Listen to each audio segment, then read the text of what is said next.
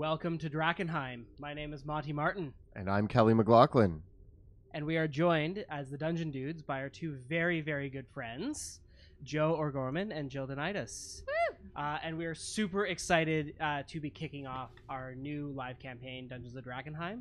Not the least of which because we get to play D&D together in another campaign. Why not? Why not play every day of the week? Yeah, actually, that would be my ideal life, to play D&D. Like, I think I would want to take like 2 nights off of D&D. But would you talk about D&D on those nights off? Yes, I would. I figured. Do things that aren't actually playing D&D. Would they be a D&D Saturday and related. Sunday? Like you would have a work week? No, those like are a D&D those work are week? prime D&D days. You must keep the Sabbath holy and play your Dungeons and Dragons on that day.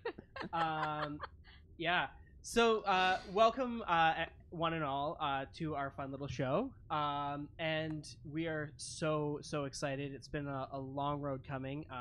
And we want to thank our patrons, our YouTube viewers, and everybody else who's given us feedback and helped us get to this moment, from assembling our cheap equipment in the garage with rocks to make this happen in my basement. But I am so excited and so pleased to be able to kick this off.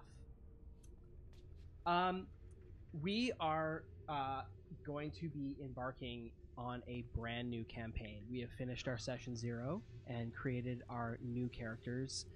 Started to establish a little bit of bonds with each other. Talked about some of the past adventures. But I think the best way to kick things off is our little introduction video that Kelly and Jill and our team have put together so awesomely. So let's see that right now. Drakkenheim is no more.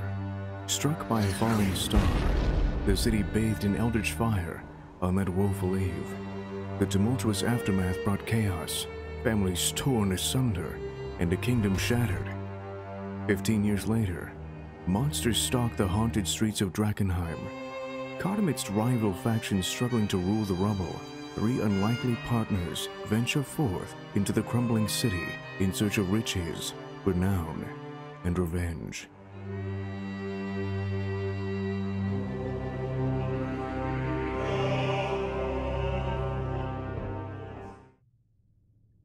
Wasn't that cool? That was so cool!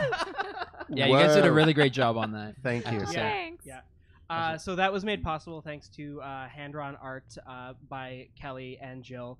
And thank you so much to our very good friend 100 Years Boar for voicing that amazing introduction. And welcome to you to Drakkenheim.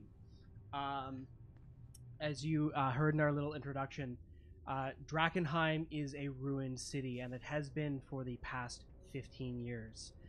But now, after years and years of civil war and strife, our 3 unlikely heroes are venturing back, or in some cases having never left, but going deeper into this ruined city of doom and woe and so much misfortune. Every one of you searching for something. As we begin, we find our group gathering in the northwest fields outside the city of Drakkenheim by the old Ackerman Mill, a place outside the city which has become a gathering point for adventurers, fortune seekers, bandits, and treasure hunters, their last stop before heading into the city. The Eckerman Mill is this old wooden mill. The farmhouse is long dilapidated and knocked itself over, but this wooden mill still stands creaking in the wind of the overcast skies. All around the mill and inside, the machinery has broken down, but the remains of dozens of campsites, the prior adventurers who have come to the city before you, can be seen all around. All manner of graffiti has been left on the walls, as names, one by one, have been etched, names of previous groups of adventurers who have come into Drakkenheim, some of which now bear deep scratches and gouges marked with the date that they passed away. Other groups, the names are still intact, perhaps because they all made it out alive, or perhaps because not a single one of them did. As we gather once again, we have our 3 adventurers. And which of you will start by telling us who you are? I am Pluto Jackson of Caspia. I'm a prince, and I come to Drakkenheim for my dad.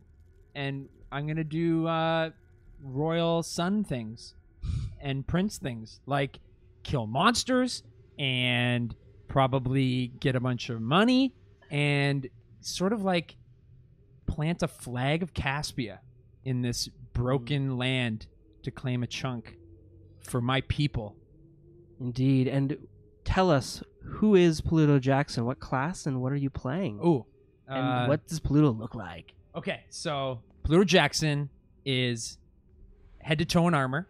He is a fighter, specifically a battle master. So you can tell that I'm kind of running the show here. I'm gonna put on my ceremonial head garb.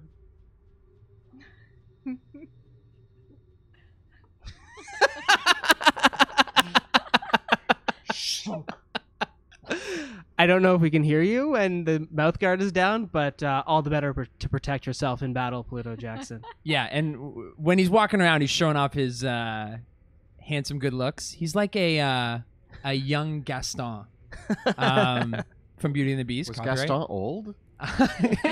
He's even younger. He's like just over teenage Gaston. He's like just into his early adult years. It's like the most narcissistic time of his life. Oh yeah, he's riding a big wave. And he's had a chance to prove himself back home, and as a rite of passage, it's time to do his like European adventure. He's got to go overseas and backpack and before he settles down and runs the kingdom.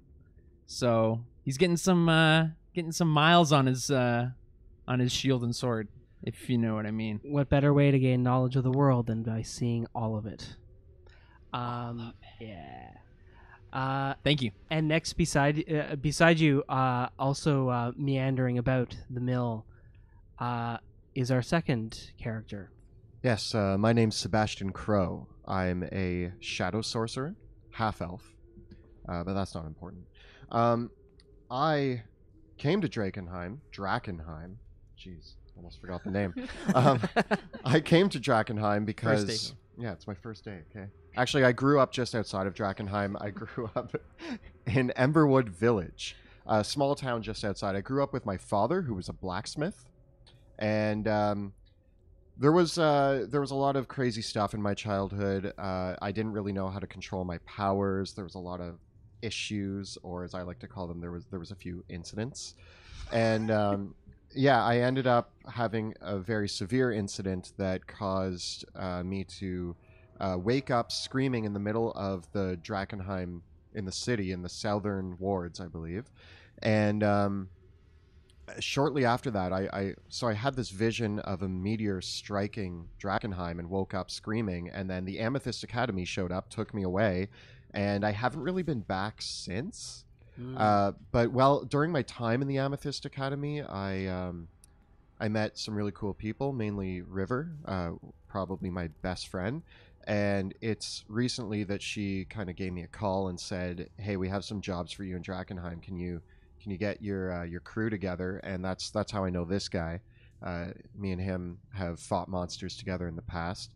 So we headed back into Drakkenheim, and we've done a job in the past for River. It didn't go very well, but yeah, we'll get into that. Sebastian is kind of tall, kind of lanky. He wears a brown overcoat, button-up shirt, some nice trousers. He likes to think that he dresses well. He's got red hair. He wears goggles on his head for when he's practicing magic, just so that he doesn't burn his face off, because the goggles will protect his whole face, right? So that's kind of magic his logic. Yeah, magic logic. I'm magic.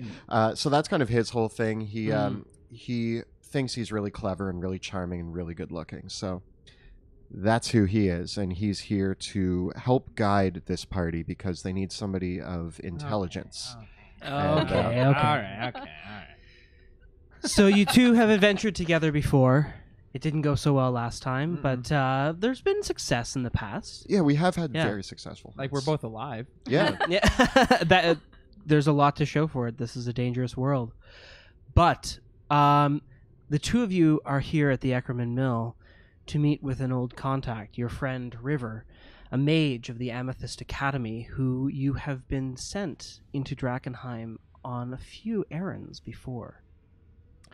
Drakkenheim has become a strange and haunted city in the 15 years since the falling star claimed it. And now you've been asked a few times to head into the city by River to collect these strange stones, the fragments of the meteor, pieces of this mineral that people have started calling delirium, a dangerous but magically potent mineral which it's not quite clear what it might do yet, although people of the spellcasting provisions have found just being close to it rather addictive and intoxicating. You don't have to tell me twice. And at the request of your friend River, you've been meeting her here periodically to bring what fragments of delirium you've been able to collect from within the outskirts of the city. But now it's time to bring in a big haul, something special. For the pieces of delirium, the scraps, they might be useful for a spell, a material component here and there, but a larger trove is needed to serve the interests of the Amethyst Academy. And that is where River will be introducing you to a new companion, or an old friend. Hi. So I'm playing Veo Senya. I am a Tabaxi Ranger, specifically a Gloomstalker Ranger. And I grew up in this city. So you guys mentioned they're going to be leading this crew. No, I'm going to be leading this crew. Because the only way you're going to survive in this city is with my help in order to collect the shards. So, I've been on my own for a long time in this city ever since that, meteor came in, and I got separated from my family. And the only way I could survive is to do what I can to survive on the streets. I made friends with some rangers. They taught me some skills, but ultimately it has to do with my own survival instincts that I've made it through. And, I don't want to think back to my dark days, but I've had to eat some pretty interesting things while I've been on the streets of Drakkenheim. So, anytime I can get a good meal around here, I'm pretty happy about it. But that's where River comes in. She's actually given me a couple good jobs to collect some of this shiny stuff. I don't know what people are all about with this shiny stuff, but, if it gets me a good sandwich, I'll give her as much of that shiny stuff as she wants. It's great.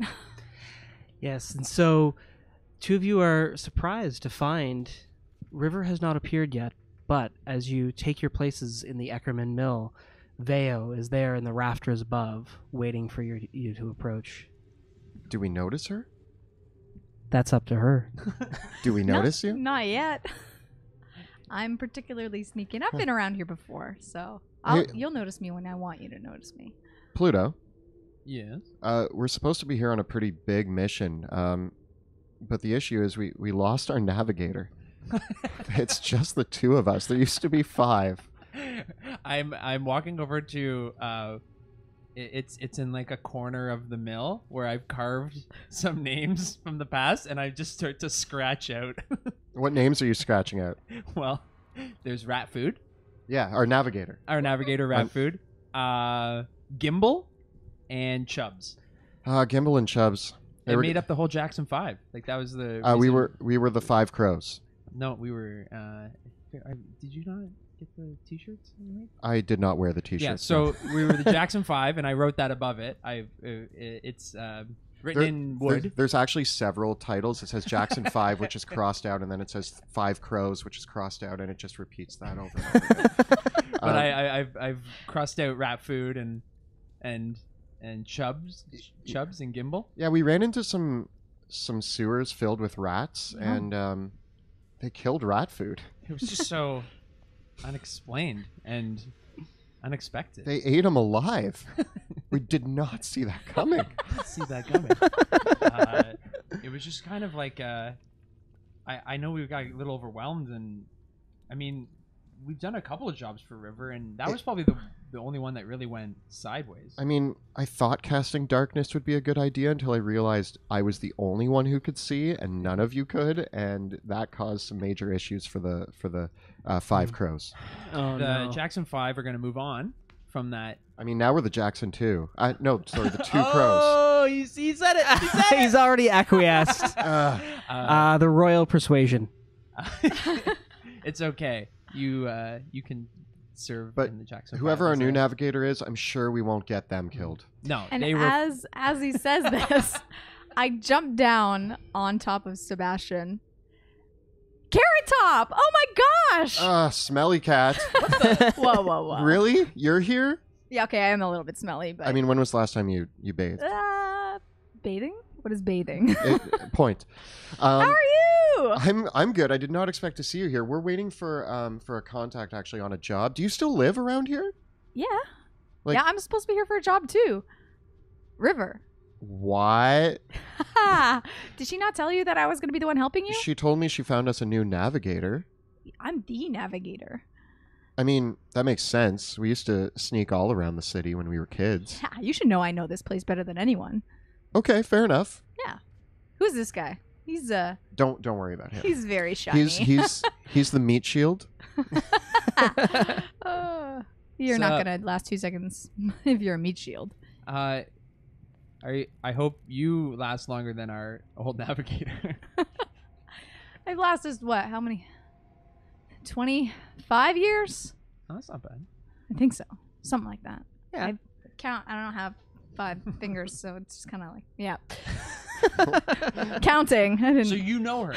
Oh yeah, we're old childhood friends. You know this cat. I 100%. Yeah, Tabaxi. I haven't seen her since I left Drakkenheim, but like we were good buds back in the day. We'd like to sneak around. We were the only 2 kind of rebellious kids that nobody really liked because she was a tabaxi, and there weren't many tabaxis.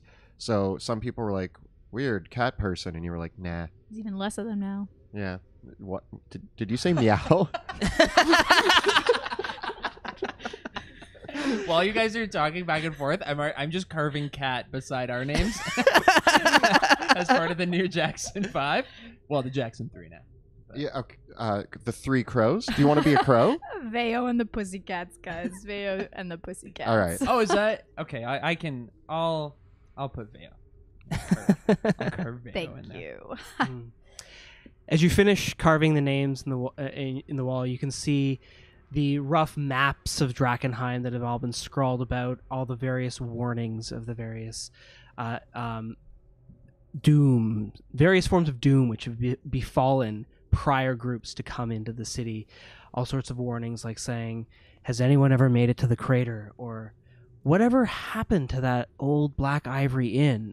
Or "Has anyone found the treasure at the old vaults by the guild hall?" And others that say, "Don't go to Slaughterstone Square." And "Has anyone ever been inside the castle?" All scrawled across the walls. Questions, almost like a communal message board of adventurers over the past few years that have dared to venture into Drakkenheim, trying to leave what scraps of information they can for each other, or perhaps to mislead potential rivals to their doom. I'm gonna add rats eat people at the very bottom, as because I'm a conscious observer. Just add before that, Veo eats rats. So there's a food chain here. Yeah. Rats eat. Veo eats rats. Rats eat people. Veo eats people. There's a light patter And you of remember rain over the building as you look out, waiting for your contact, River, who hasn't quite emerged yet. But you can see here the Eckerman Mill is on a low hill overlooking the city of Drakkenheim. From here, you can see the rolling Karen Hills, where the many graveyards, burial sites of the people and the nobles that once lived in the city are. And from there, you can see the outskirts of Drakkenheim and the city walls looming in the distance. Drakkenheim itself was built on this rising rocky hill that kind of borders the Elbow in the Dran River, the major river that is the great way for trade that was the lifeblood of the kingdom when it was still alive. But now you look out at a dusky night sky as dusk begins to fall over the city, over billowing purplish clouds that cast the city kind of in this iridescent light. There's very rare moments when the clouds part in Drakkenheim these days. And when there is daylight, the sunbeams almost scorn upon the city, like they don't want to shine on it directly. There really hasn't been a clear day in Drakkenheim for 15 years since the meteor fell. As night is beginning to fall, you can see in the distance there's an oscillating corona of octarine light, octarine, the color of magic, which blossoms around Drakkenheim and erupts from various points in the city, the most prominent of which is where the crater is, the spot where the meteor that landed in the city, in the city's south ward 15 years ago and wiped out most of the people in the city, leaving behind a twisted and ruined landscape. But much of the city still remains. In fact, the towering buildings of the cathedral, of the castle, still loom over the city, and the city walls, for the most part, are still intact. There are cobblestone streets that weave through crumbling stone buildings and slate-shingled rooftops. The city walls now are covered with ash and soot because most of the city was on fire for quite a while afterwards, and in the time since, places become overgrown as more buildings have collapsed and fallen over. But, of course, like nothing else, there are the three great buildings of the city that loom out over Drakkenheim. A great castle perches on a cliff at the heart of the city. The castle has imposing stained black towers topped by high steeples and spear points. And the massive central spire of the castle, you can see, even though it's a few miles away, it's decorated with intricate stone gargoyles that once were said to watch over the city. Veo, you've seen them every day that you've lived in the city, but you've never seen them resting in the same place twice. They're pretty creepy. That's so creepy. Yeah. Looming almost as high, actually higher still than the castle itself, is the shattered tower of the Amethyst Academy, the tallest building in Drakkenheim, which has a massive hole in the side of the tower, yet the top side of the tower floats still in the air in defiance of gravity, even after it's said a piece of the meteor crashed right through the building, and yet it did not fall.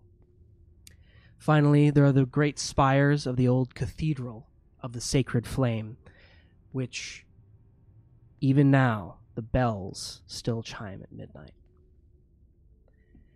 As you look out over onto the city, you hear a rough set of footsteps approaching over the hill.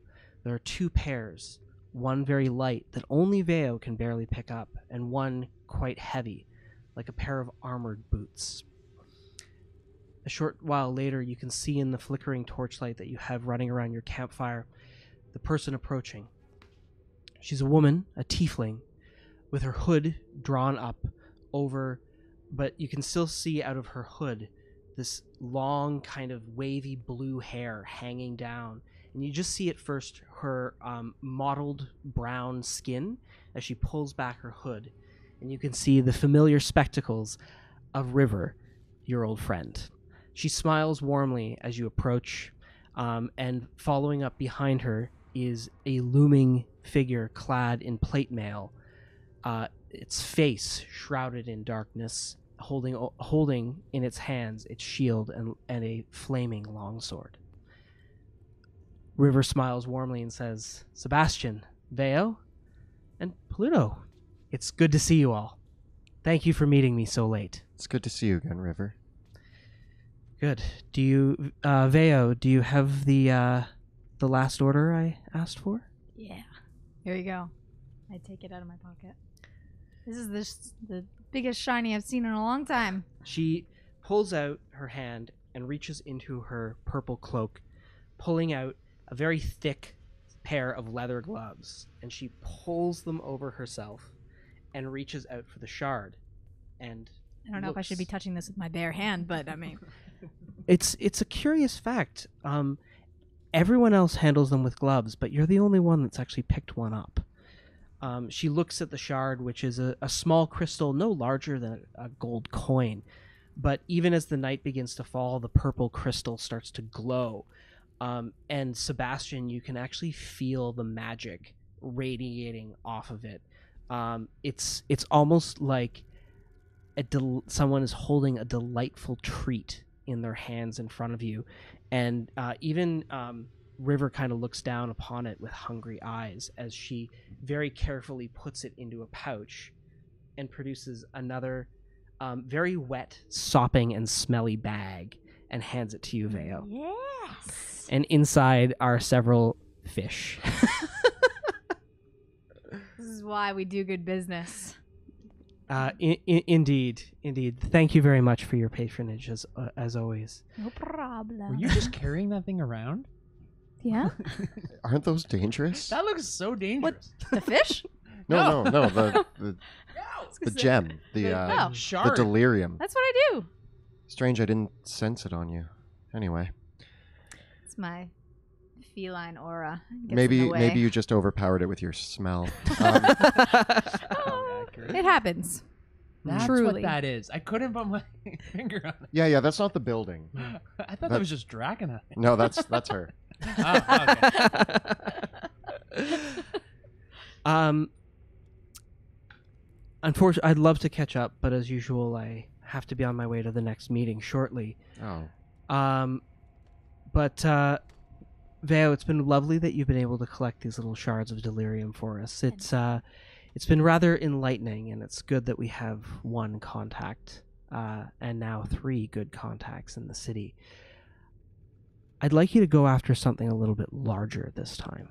We talking like baseball sized, or we don't know what baseball is. That's a weird. That's a weird thing. No, to say. actually, baseball was the national pastime of Drakkenheim. There's a very famous baseball diamond on the outskirts of the city. Are we talking baseball sized? Well, Baseball diamond sized. Dun, dun, dun. Or are you talking like finger sandwiches or like submarines? we're talking submarines. Yeah, we're talking some big sandwiches here, Vea. So the word on the street is that there's several smaller craters throughout the city. A few of them were plundered a very, very long time ago for larger shards of the delirium. But I heard about a group of bandits that wiped themselves out by an old tavern, and I think there might be a crater in the ruins itself. What's the Witch Tavern? It's an old place on the outskirts of town called the Rat's Nest. It's actually really shocking that it's lasted this long. Oh no, it's just called the Rat's Nest. Don't worry. We dealt with rats last time. It didn't go well, but I'm sure there's no How's it rats at the gonna Rat's be? Nest. I have a question. Yeah. Is there rats? I mean, the city's swarming with rat folk now. But usually they're in the older parts of the city where the sewers are. The Rat's Nest is off one of the main roads heading into Drakkenheim proper. It's on the outskirts of the west side of the city. So hopefully there's no sewer systems out there, and that means the rat folk are probably going to be pretty sparse. But who's to say? I mean, it would be pretty ironic if the Rat's Nest was inhabited by actual ratlings. Almost as ironic as rat food's death. I don't mind rats. Like, I'll kill them because I love killing. But I like to, set my sights higher.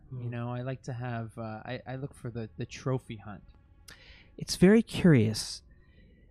Like our tabaxi friend here, it seems like the rats and the cats of the city aren't as affected by the delirium as anyone else might be. As you know, deeper in the city, the delirium actually is so thick that it emits a haze that is intoxicating and can kill you in a few hours if you go deep into the city. And gods preserve you if you try to go close to the crater. But we think that this crater further out from the city, might be a large shard that we might be able to investigate, or perhaps build into a magic item. Now, most importantly here, normally I would just do this on my own, River, let's be honest. Do I have to share the cookie dough with these guys? I don't know if they like cookies. Yeah, can we not get cookie dough? Can we get money? Yes. Yes. The Amethyst Academy can pay you for your troubles. We'll pay you commensurately with the weight of a delirium that you recover. And of course, normally you bring us shards, but if you bring us a larger piece, it'll be worth double. What if it's more than twice as large? Well, then we'll talk.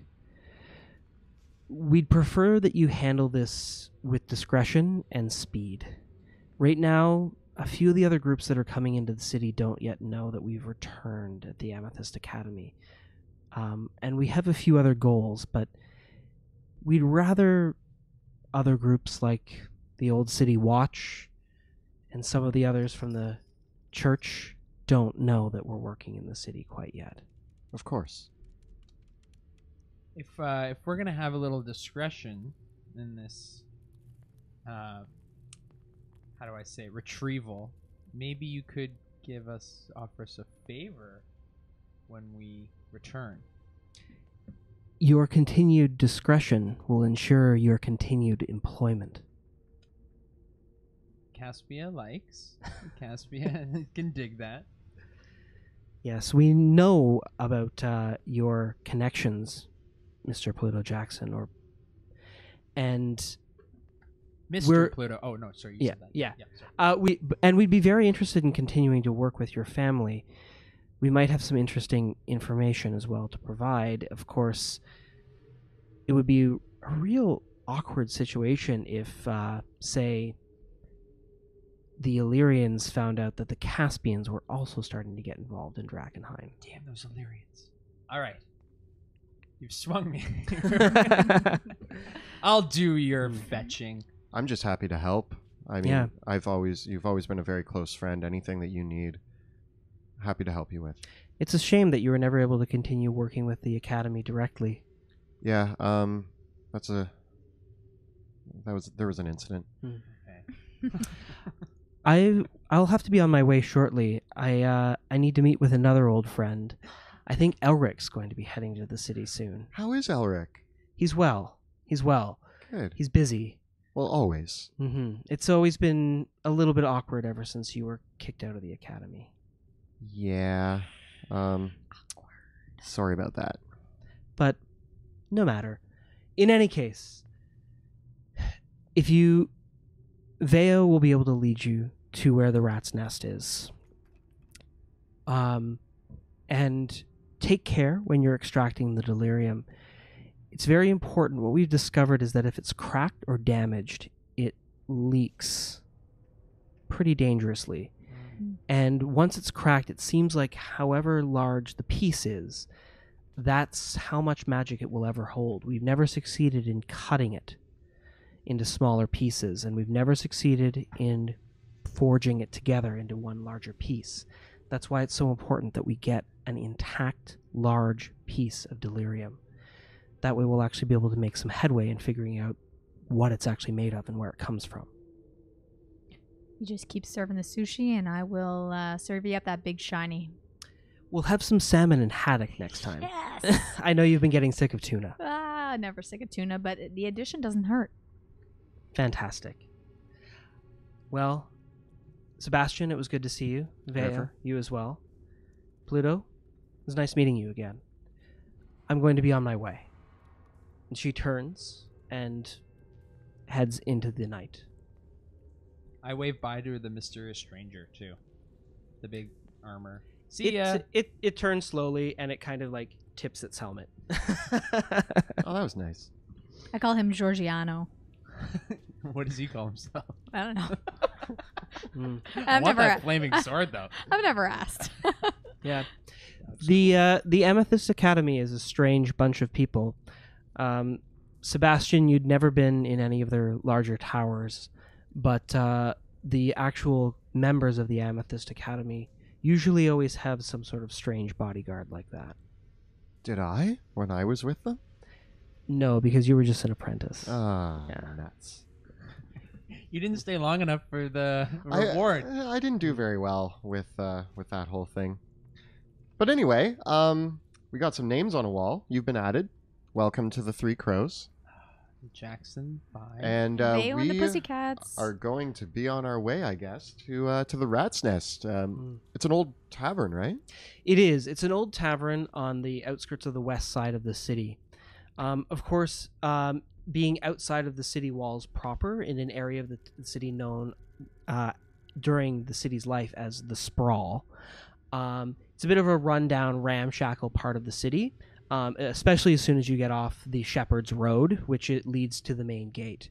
It's not far from where the Hooded Lanterns, the remnants of the City Watch, still keep their barracks at Shepherd's Gate, which is one of the 5 main gates leading into Drakkenheim.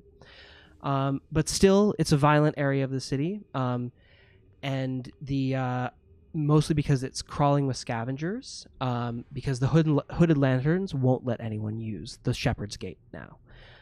Veo, this has been part of your increasing problem, is that it's very difficult to get into the inner part of Drakkenheim nowadays. Don't try to go over the city walls. Never go over the city walls. Pluto Jackson, I bet you cannot make it over those walls. I could probably make it over the city walls. You And, think you could make it over. When we get there, I'll scope it out. There's no way you could do it. I shudder to think of what I've seen of people that try to get over those walls. All I'm telling you is You see, the fun thing is don't do it. just tell Pluto that he can't do something and then watch him try. Are they It's still great. people? Are they still people? It's debatable. Mm. And of course, it's no easier to get into through the other city gates, for in recent times, many pilgrims have come to Drakkenheim, following a faith that has been an offshoot of the sacred fire, called the Falling Fire, believing that the crater and the meteor are a sign of changing times. This group, the cult of the Falling Fire, as people have started calling them, now control the gates leading into the South Ward. And the other gates are filled with monsters, making it very difficult to get into the inner parts of Drakkenheim nowadays. And of course, going through the sewers and the undertunnels, all the dungeons beneath the city is possible, but what's down there is even worse than what stalks the city streets. Sounds like a great place. Are there rats? Is it rats? Vale? Yeah. Aw. They're yummy if you can barbecue them just the right way, though. I mean, like, the one benefit that we have, our previous navigator, the last thing he said was, I hope there's not rats down here. And then he was eaten by rats. At least Veo has eaten many rats, so we have that on our side. Yeah. Gotta do what you gotta do. I like that. I like the odds. The odds are better on this one, I think. They're pretty good with me. Just saying. Like, All right. abilities. Onward, companions. It is late into the evening, and yet you still venture out into the city, but not without good reason. For even though the city is dark at night, it seems like the clouds only disperse at night, and this is when you can see the moon and stars hovering over the city, almost like they're mourning over the corpse of Drakkenheim. But at this time, the ghost lights, the soul lights, appear, for the delirium glows by night, making it much easier to locate where you're headed. I love that. The Dusha Grada, as we call it, the soul of the city. It's beautiful. Definitely is the only beautiful thing you will probably see in this city, so be prepared for that. Is there like a big glow coming from a particular part of the city, or is it a pretty... By nighttime, the glow coming from the Great Crater can be seen all throughout the city. And it's kind of like the way that you can orient where you are in Drakkenheim is just look up and look for the bright light that's coming from that direction. But by wheeling around the crater and facing away from it, you can see other bits of light, sometimes indicating spirits, campfires, other adventurers. but in other cases you can see that distinct purple glow, the octarine backlight of the delirium, and that is the easiest way to find it, because during the day it's more of a dull purple until it's either exposed to magic or by the light of the moon itself. Cool. It's beautiful. It's all right. How far is the rat's nest? Yeah, is it going to be a long walk? It won't. Drakkenheim itself is about a city 4 square miles in size, with the core of the city being the inner square mile. And you're only maybe about 2 miles out from Drakkenheim right now. From the mill, you can see the city, and you can take either the North Road or the Shepherd's Road, leading you into the city proper. With the Rat's Nest being kind of in the area between the North Road and the Shepherd's Road on the northwest side. Okay. I say that we just head straight there. I mean, do we want to take one of the main roads, or do you guys think... I mean, you're the navigator here. I wouldn't necessarily take one of the main roads, but luckily I can get you there twice as fast as anybody else. So, All right. yeah. What way is best? Let's take... There's a couple offshoots of streets that are good. Can you see in the dark? With this giant glow, it's like someone left their computer on. I can find my way What's, anywhere. what's a computer? It's like Yeah. baseball, but with magic. It's like magic baseball. Oh. By the light of the moon, and with the background glow of the delirium and the haze, it's almost like eerie streetlights illuminating the city at night. It's not bright by any means, but it's enough to see your way. And with a torch or a hooded lantern, as befits the name of the hooded lanterns who carry them now, you can make your way quite fine. For the two of you with your shadowy abilities, it's of no concern. So you probably will still want to carry a lantern of some kind as you travel, if you can't see in the dark. I'll have a torch going. Okay. As long as you can keep up. So I'm guessing Veo will lead the way. And what about the two of you? How will you follow her into the city? I say we put Pluto in the middle, since he's the most likely to get lost. Okay. All right. Okay. All right. Okay. All right. Okay. No, I want to go at the back. You're gonna get so lost. You know what? We should just tie a rope around his wrist and, like one of those, like... Hey, I'm a prince, okay? Like a baby leash. I have a sense of nobility and honor and... Direction? And you know what? A leash actually might not be a bad idea. No, I have too much pride for a leash. I'd rather get lost and die than... All right, walk in the back. Okay. Now, Let me finish my one thing speech. I'll say before we travel into these deep dark streets is that if you see something that shouldn't be there, Mhm. you probably shouldn't go near it. That's probably one To be rule fair, I've I've lived never by. been here before, so everything I don't know what's supposed to be. So never, don't ever go there. near any of it. If What you if want somebody to needs help? survive. I mean, people got to learn to survive on their own out here. Why do you think I've survived so long? Yeah, but what if they need help and we can... What if I'm needing to learn how to survive on my own, and that's why I need to go look at things? I mean, Let's just play it by ear. If there's a situation that arises, we'll probably maybe try to avoid it unless we decide to get involved, which we will. I'm trying to impart my good old survival instincts on you. If you guys don't have those instincts naturally, I'm sorry to say that I may not be able to do much for you, but I'll do my best. We've survived this whole time. We've only lost 17 crews so far. Statistically speaking, our guides are more likely going to die than us. Well, Just from a numbers standpoint. just know that this is probably the exception to the rule. Yeah, well, little warning to you, and this isn't a threat. I really hope that you survive, but nobody that's ever traveled with us has survived. I will say that sometimes it's Pluto's fault. like 3 times. Yeah. Like 3 times. Just avoid moving things in the dark. That's all I'll say. Clunk, clunk, clunk, clunk. What about my? Can we sing while we march? No. Oh, man. I think I would like to hear a good Pluto Jackson song. But anyway, onwards we go. I'm like Right. a little bit tense as we're going now. You're gonna get me killed. Okay. With that, you make your way across the fields of the Cairn Hills, following along the Shepherd's Road to the outskirts of the city. What were farmhouses, isolated monuments, cairns, and small family graveyard plots break for the first outer buildings, the warehouses, the coaching inns, the stables, and smaller homes that now are little more than dilapidated timbers on the outskirts of the city.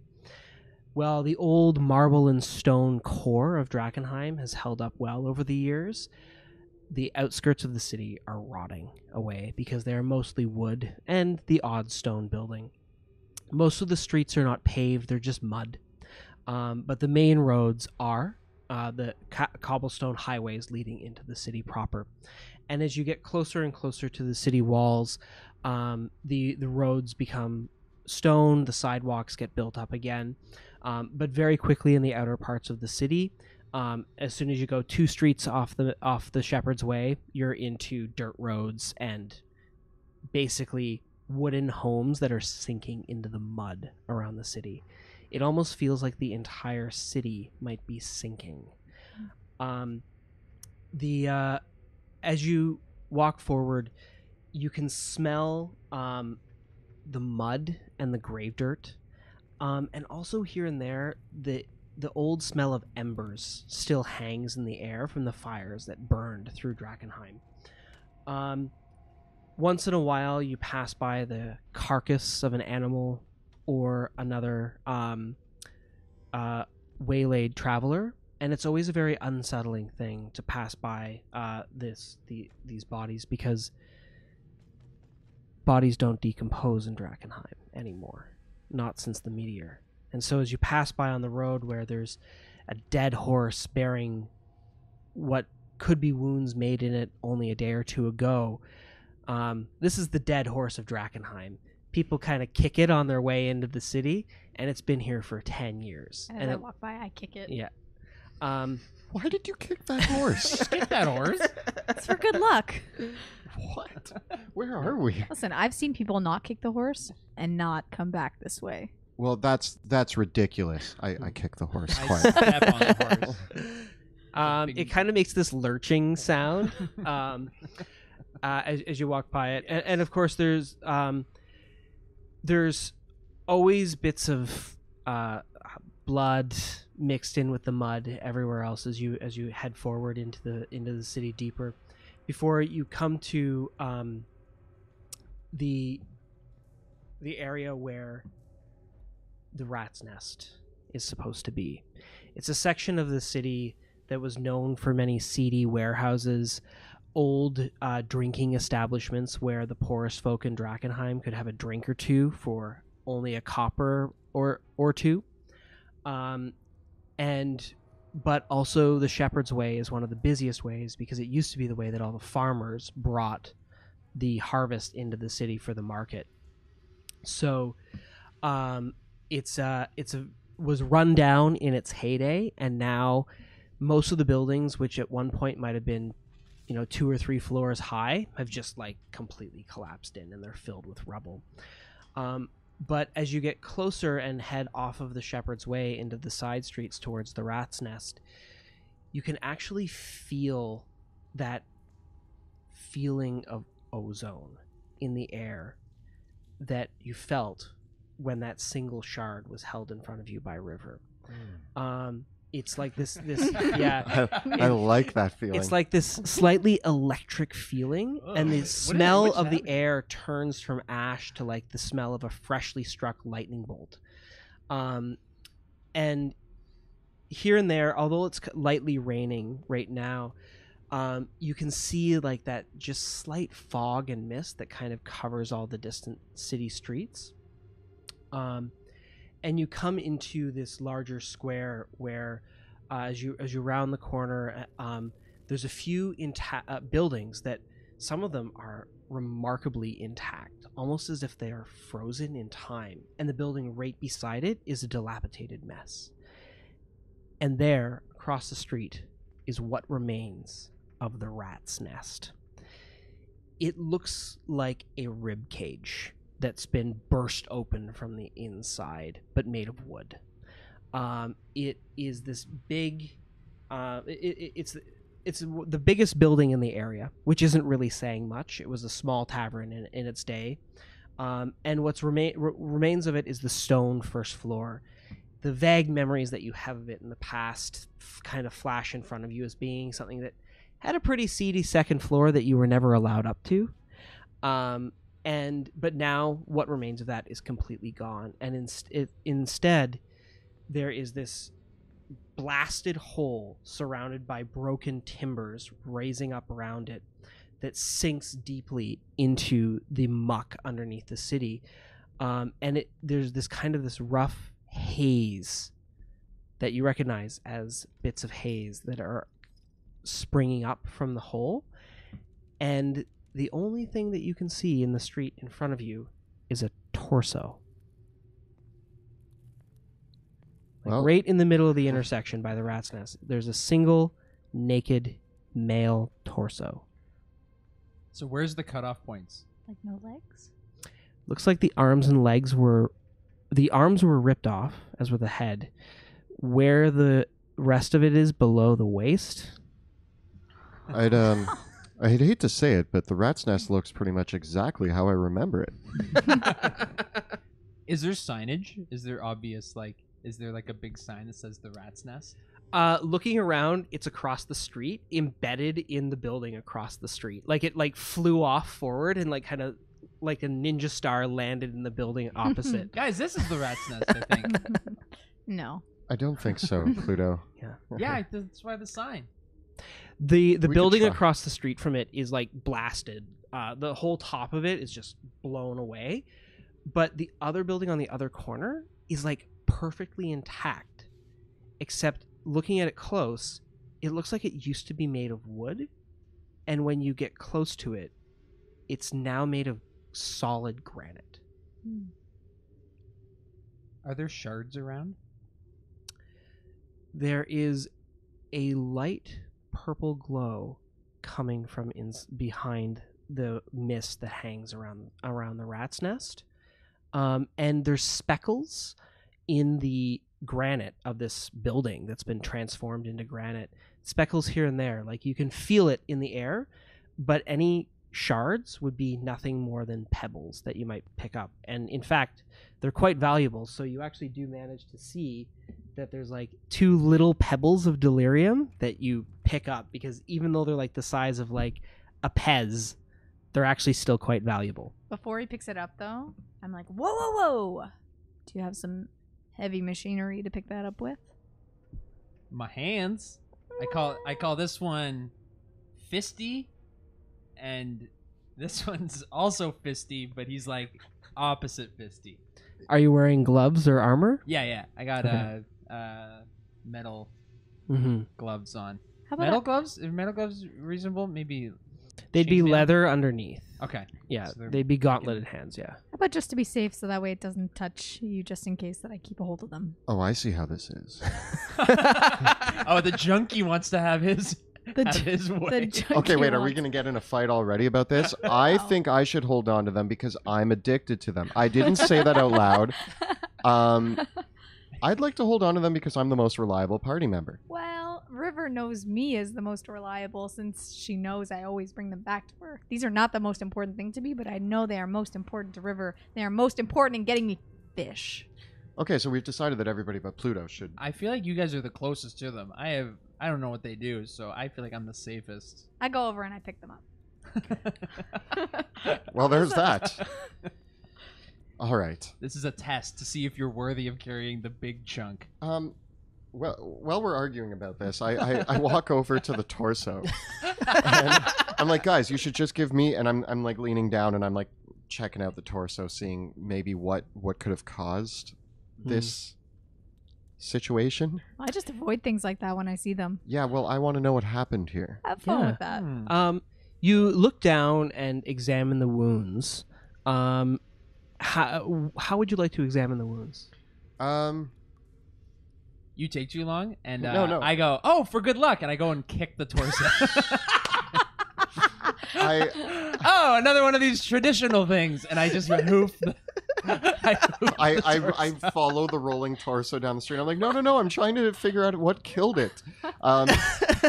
So I get really close to like the wounds, and I maybe pull out some like little tools from my belt, and I'm like kind of moving the wounds around, checking for like Cool. cauterization. Or Give me an investigation check.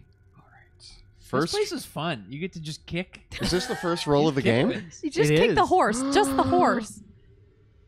Oh, that was average. I got a 14. Looking down, the wounds look like the man was pulled in 3 directions at once. And in the mud and the dust of the cobblestone street, you can see that there are droplets of blood leading back towards the rat's nest. But droplets also leading out in several different directions towards ahead in the street, where you can see a sewer drain. I thought we were hoping for no sewers around here. But I guess what part of the city wouldn't have sewers? Where would people... I guess they would throw their poop outside in buckets. Anyway. We have cleanly, well, okay, not cleanly sewers, but a solid sewage system. Sure. It seems like this torso has been ripped apart in several different directions, and there's blood trailing off in multiple ways. I think someone kicked it.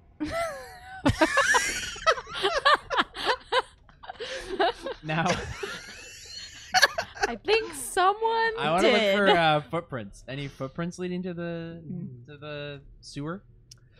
There are so many footprints in the mud in the cobblestone street. Some of various booted footprints, some of scratchy, more animal-like footprints, but that's nothing special in Drakkenheim these days.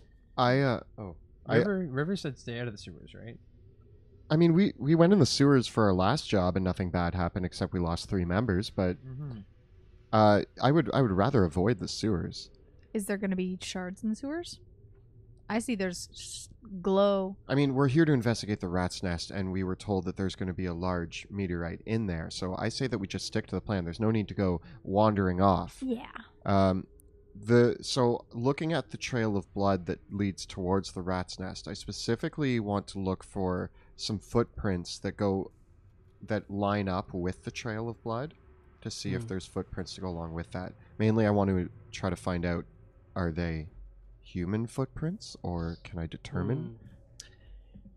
It looks like there are several bloody human footprints leading towards the rat's nest. But there are other bits and splatters of blood, and they kind of looking around. Give me one more investigation check. I'm going to roll my other dice. I wish I hadn't. I got a 12. Looking around, perhaps there was a fight here? But who the assailants were and who came out on top, it's difficult to tell. Probably not the torso. Probably not the torso. Veo, have you been to the rat's nest recently?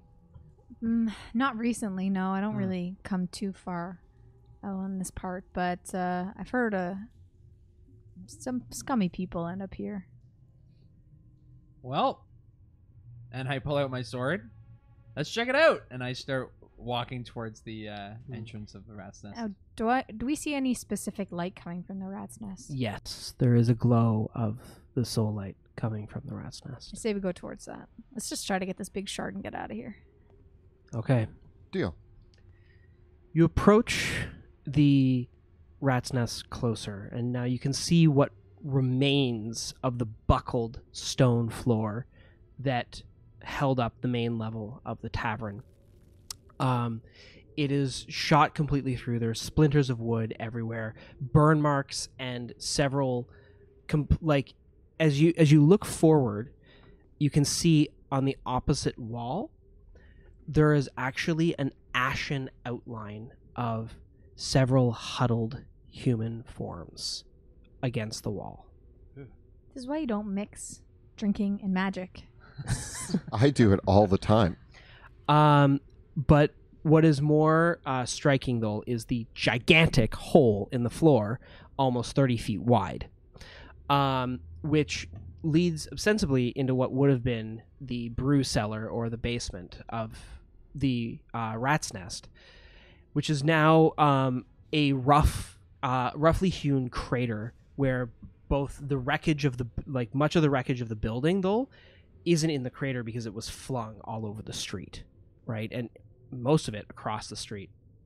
And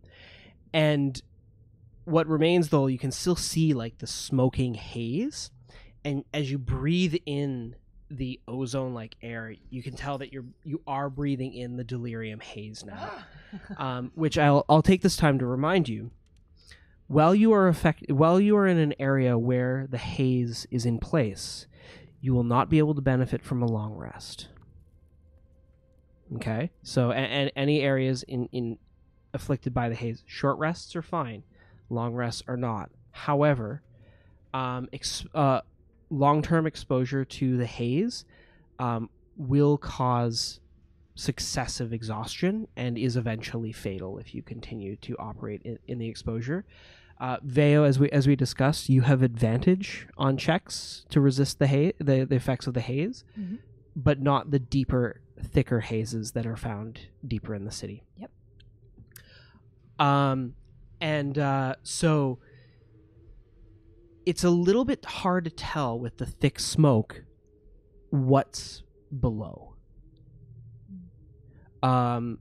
It kind of like flutters up, and it's kind of like this weird when you feel it on your skin. It's like that tingly feeling that you get when you put like a Vicks Vapor Rub on you. Like that's how your skin feels when This is pleasant.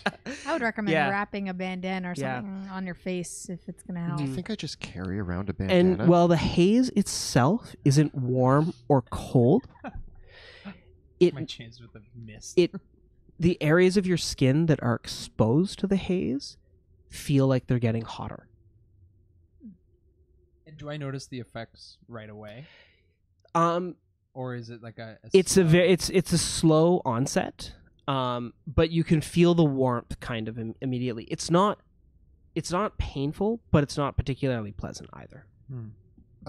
It's not very often that I see a giant glowing hole in the ground and decide that it's a good idea to go in there, but I think that's what we're supposed to be doing.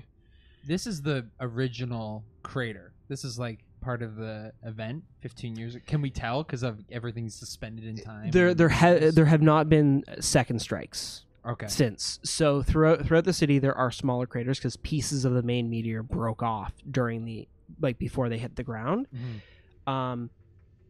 And some of them are larger and smaller than others. Like the large crater itself, the Great Crater, is said to be perhaps even 500 feet wide or larger. Like it's gigantic. But this itself is a very small impact. And we can't see the bottom. You can see the outskirts of it, and you can see a bit of the depth to it. That it's probably about 20 feet down, but the smoke around the actual impact site is quite thick and obscures your vision. Is it straight down, or is it like we can kind of walk difficultly downwards? It's like a difficult landslide down, right? Wherever the staircase was that led downstairs is either buried under rubble or was completely destroyed. If there was a staircase, there might have just been a ladder that led down here. Do I see any animals around? Anything like rats or birds? Give me a perception check.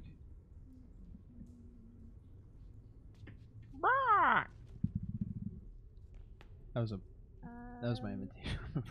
I got a 21. can smell wet rat. Do you let us know that? I let you guys. Yes, there's some nasty rat smells, and I mean I can smell it over my own body odor, so it must be pretty strong of a rat smell. Oh, jeez. I was hoping to get one close by so I could grab it, but I'm not really seeing anything around. Well, Is there anything to tie off a rope to? Absolutely. There's tons of loose timbers that you could tie a rope to lead yourself down into the crater. Because the crater seems to be the glow, right? Yes. Okay. All right, compadres. I'm going to tie off the rope to the sturdiest timber I can find, and I'm going to start to climb down into this pit. Okay. You said it was 30 feet down? No more than 20 feet, you estimate. I'm going to try to climb down. Okay. So you're going to set a rope. You're going to climb down at the same time as Pluto goes down? Mm-hmm. Okay. I'm going to take Pluto's rope and kind of move down right in front of, like, next to him on the rope. Okay. Taking your time and your care, there's a bit of a tumbling fall of rock as you slide down the wreckage and the rubble down to the bottom of a crater. And if you couldn't feel the haze before, now you absolutely can. And you can see much more clearly now, now that you're underneath where the smoke is coming up from, down in this utter darkness of this basement where there's bits of broken glass. There are the ruins of several kegs and spilt alcohol, and you can actually smell like the remnants of alcohol. It's long since spoiled and gone, but that's kind of what else would have been down here. And in the center of the basement, surrounded by rubble, is this large crater, the apex of the crater, about 10 feet in diameter. It's still smoking as you head down, and you can see the glow coming from the crater itself, but you can also see two things strike out immediately when you land down on the ground. Opposite you, on the north wall has been blown open from the opposite side, and there is a large earthen tunnel leading from the wall, leading out from this hole in the wall. The hole itself is about 8 feet in diameter, and it leads into a low, muddy, it almost immediately curves downward into a low, muddy burrow. And from there, you can see, gouged in the dirt and the mud at the bottom here, and the pools of water, there is a large drag mark about the size of probably about the size of a 2 foot gouge that has been pulled along up from the crater and towards this hole in the wall. Do we see a glow coming from the hole in the wall? The hole in the wall leads into darkness, but you can see in the gouge there are flecks of delirium that are glowing. Hey, Sebastian, can you give us a light in there? You think I just have light spells at the ready? Yeah. Shiitake mushrooms. I think somebody stole this thing before you could get to it. Oh, so there's no... We don't see it. There's no... You haven't looked in the crater itself yet. No, okay. I check out the crater. You said that there were flecks in there? Mm-hmm. Anything else? Inside the crater, looking down, are several skulls, and inside the skulls is what looks to be a glowing orb inside one of the skulls that is glowing purple. This is probably a bad idea, but I'm going to pick up one of the skulls to look at the orb closer. You pick up the skull, and it's a small orb, roughly about 3 inches in diameter, of polished glass, and when you pick it up, it goes dark. I put it back down. It stays inert. I take the orb out of the skull, Okay. and I put it in my pocket. I feel like someone may know we're here now. Maybe, but I also have a new orb to look at. Is there anywhere I can light? Like, is there, I don't know, something I can light on fire to get a bit more You have your torch. You still have your torch. vision? Yeah. Maybe on the sides of the walls. Is there torches that I can light? Any sconces or lanterns that were down here are long destroyed. Okay. I also never practiced any light magic because I can see in the dark, so, you know. Yeah, that's I didn't true. need it. I'm gonna take my. Okay, brag. I'm gonna take my torch, cautiously approaching the opening, Mm-hmm. and I'm gonna kind of toss my torch at the opening. Yeah, you toss it at the opening, and it lands with a thwack in the mud, and slides down, and like kind of starts tumbling down this low thing, before landing, and you hear a splash, and it goes out. I turn to you and I say, you realize you could have just asked me. I can see that there's a slope that goes down right there. But now you don't have a torch. Yeah, we're here now. This is why we need the rope to pull you into the darkness.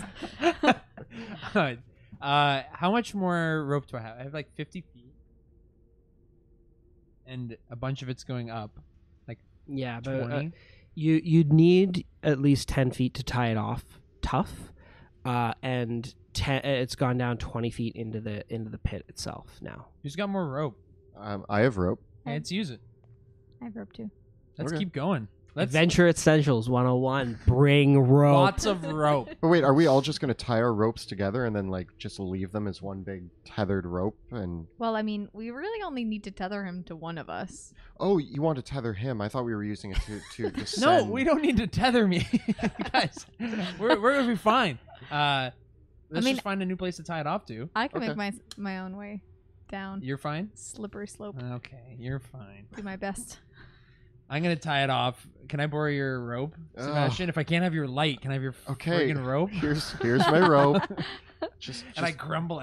Just always with the fucking lights and I'm tying off to. Okay, I'm gonna try to find something else. If Like you a lose my broken rope. table or not a skull. I'm not just gonna be looking through skulls. There's bits of the rafters and the like the foundations of the building. Okay. There's enough that you could it'll probably hold. Success. Before I go down, do I see, when I look on the ground, any big enough shards that will add to our collection? These are like flecks. It's more like glitter. No, okay. It looks great. Delirium glitter never comes off. Like worse than Careful not to regular get that glitter. It's worse than regular glitter. Like Oh, it's God. super awful. Sounds It's like part it also yeah. kills you. Too. It'll just ruin your Yeah. stealth, you know? Yeah, Glitter and glitter. like the gloves that eventually people handle delirium with, like eventually just turned into like a Michael Jackson glove. I want one. I want one right now. All right, are we Does that mean descending? my hand is like a glitter hand? In your case specifically, doesn't like stick to me. it doesn't stick to you as badly. Yeah. It's like just my nails. You're- I just have sparkly nails. I need to know more about your fur and how it You're more doesn't- interesting than the glitter. Yeah. Well, okay, so the light, the glow. Do we see any other? Because we saw kind of a bigger hue Mm.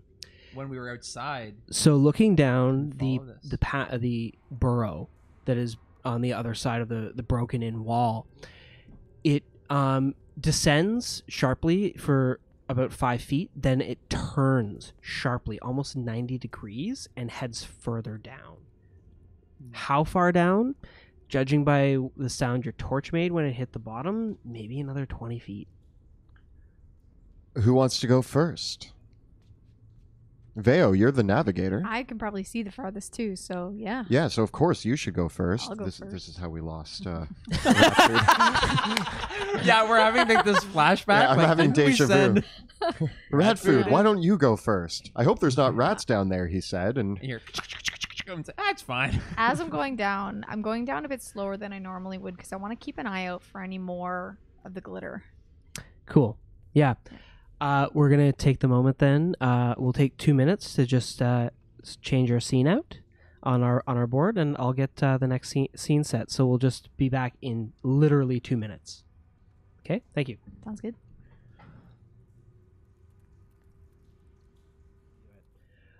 So we are back in action. And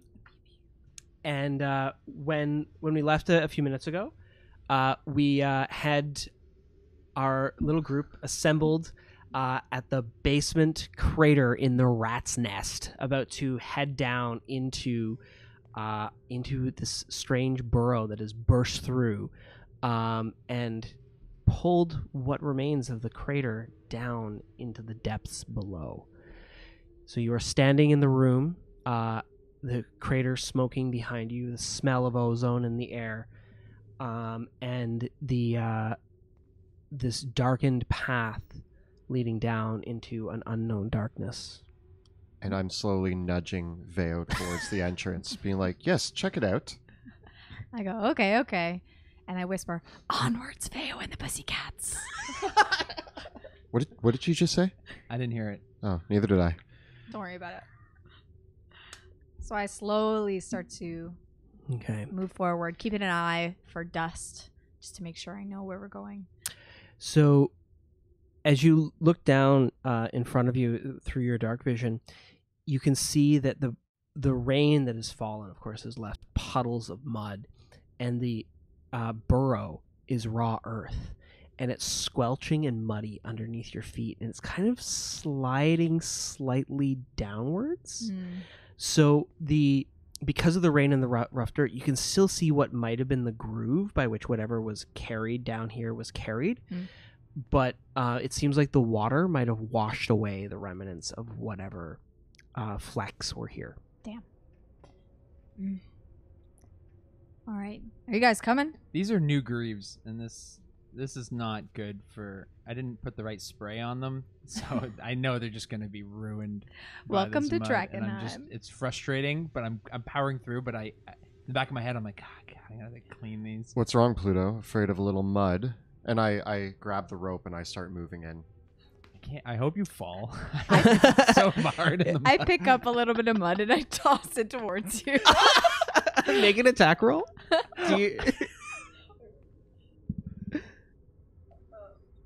6. Is it unarmed? Yeah, but with your dexterity modifier. Oh, where am I? 11. Okay, so you're wearing armor. You've I catch it with the shield, and I glare. I'm like, not funny. Can you even see her? I got really lucky. It was more Yeah. like the shield would just happen to Can be you even there. see the mud coming Yeah. towards him because No, it's so dark. he's brought a light source down with him. Oh yeah, okay. Well, he dropped it. It went out. That's true. Hey, no tomfoolery. Well, Oh yeah, you did throw it down the tunnel. What are you doing for light? uh, Come on, Pluto. We're already halfway down. okay, I use another torch. Okay. Pull on the I'm rope like, a little oh, bit. God. I'm gonna run out of torch. In this first dungeon. All right. Who's leading the way? I am. Okay. I'm going down. So you head through the burrow, and it, as I said, it immediately sharply turns and heads down deeper. You can feel this slickness of the mud and the earth as you head down, and there's bits of stone and rock that you can kind of get your footing on, but this is really slippery. I would like you to make for me a acrobatics check.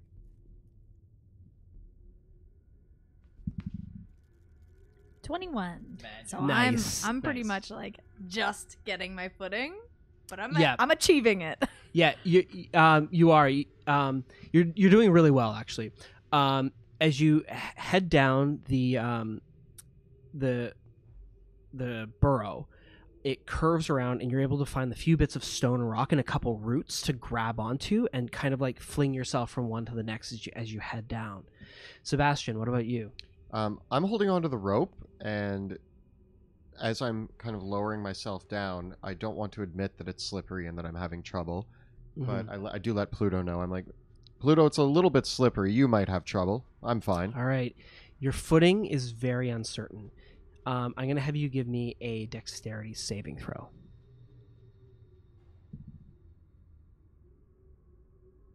18. 18. So your left foot gives out underneath you, but you grab the rope, pull yourself steady, and are able to lower yourself down. Nothing happened. Downward. Pluto, how are you heading down? Frustrated by the goading. I've taken a couple of burrows before, so I grab on. I do like the slide with like the let go, hold on, let go, hold like okay to really get down nice and quick. Give me a dexterity saving throw as well, please.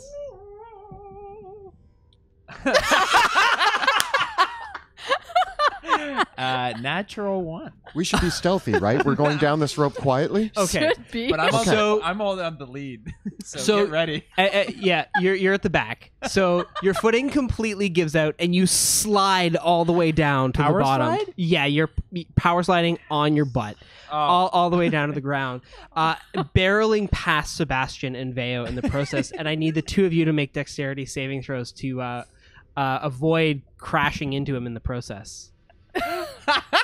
What do we got? I got a 14. 14? Technically a 7. A 7? Okay. So Sebastian, you see him give out, and you like throw yourself against the side of the wall, and he slides past you. And Veo, you're landing gracefully at the very end, and all of a sudden your legs give out completely as Pluto careens underneath you. As I hit you, I go heads up. Just a little too late. Really too late. Yeah. And so Pluto, you land. Vale, you landed prone, and you kind of you were already at the bottom by this time. But Pluto slips forward past you into this muddy and there's kind of this collection of water at the very bottom. And as he slides into the puddle with a splash, there's this lurching sound, and a tear like a canvas has just torn in half. And all the water that was collecting at the bottom flows into a hole which has been dug there. Pluto, I'm going to give you one last dexterity saving throw to try to catch yourself as you fall into this hole. Is this a trap? Is this a trap? Oh, no dice. 6. Okay. So you careen in and you stop for a moment. You're in this puddle. It's like, this seems fine. And then you hear the wet tearing sound. Is that my torch? And you fall. And in the whole process of which you take 12 points of damage as you land in a pit that has been lined with pontoon spikes.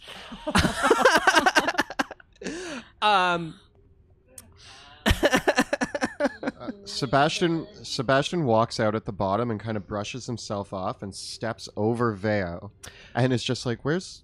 Well, you find yourself getting to the very bottom, but as you come towards the ground, as you start to pick yourself up, Veo, you can hear this chittering sound, this squeaking sound. Do I recognize it? It sounds like a swarm of rats. It smells familiar. Pluto, wherever you are, we have rats. He knows because they're in the pool, the hole with him.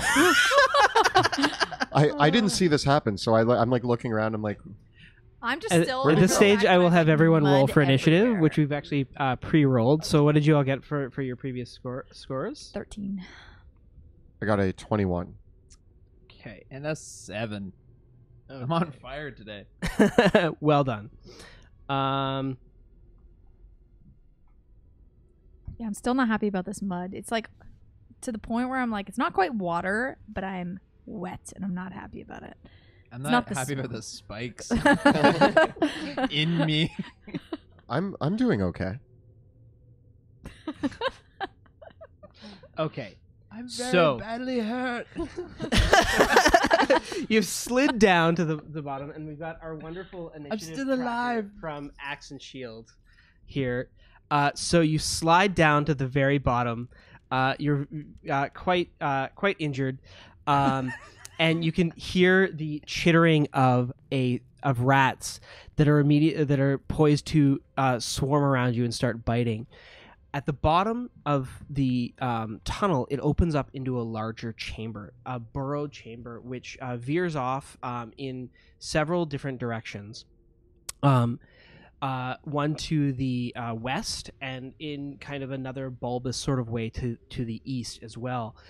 And as you look to your left down to the west, you see a small, hunched figure. It is roughly 3.5 feet tall, and it is covered in thick brown fur, and it leers at you as it opens its eyes, and you can see the eyes glowing in this dark crimson light that kind of in certain moments reflects into shades of purple. And in the dark you can see the creature with its rat-like face, but it's walking on its you're walking on your hind legs. And its animalistic hands have contorted into human-like hands which grip a crossbow. Stepping up beside it, you can see this dull, glowing green light as another figure, another one of these ratlings, thumbs a glowing jar of green liquid. And they raise their weapons to attack as from across the room another swarm of rats. So we have two swarms of rats. One is in the hole with with Pluto, and one is moving towards him. And then we have a ratling with this glowing orb, this glowing green vial, and the one with the crossbow. And then we also have two gigantic rats. Where are they? They are in the room proper. And I'm in the pit. Yeah, you are in the pit. I'm in the pit.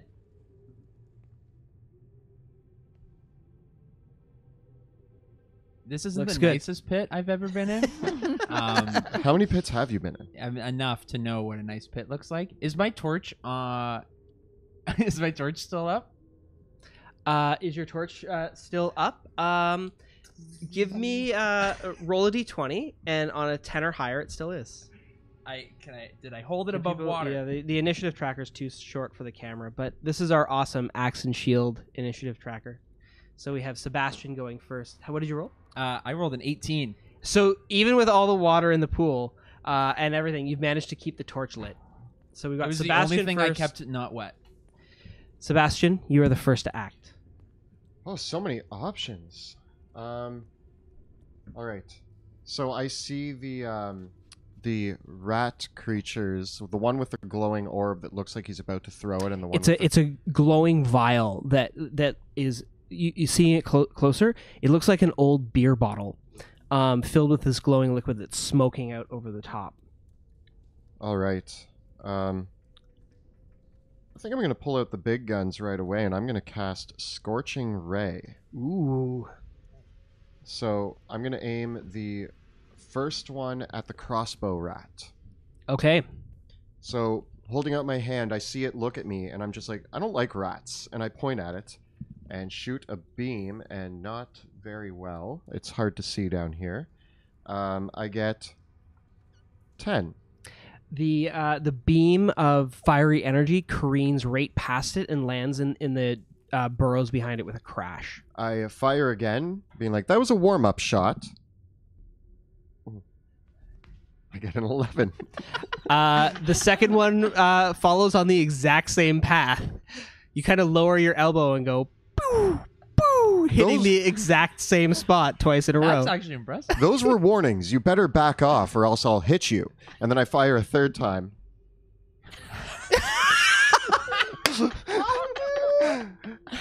And there's my big guns. Oh, Big no. Oh no! And I say, let that be a warning to you. Come no closer, foul rats. Pluto, I need your help. What? Who said that? And Is that you? I stay where I am and try to look intimidating.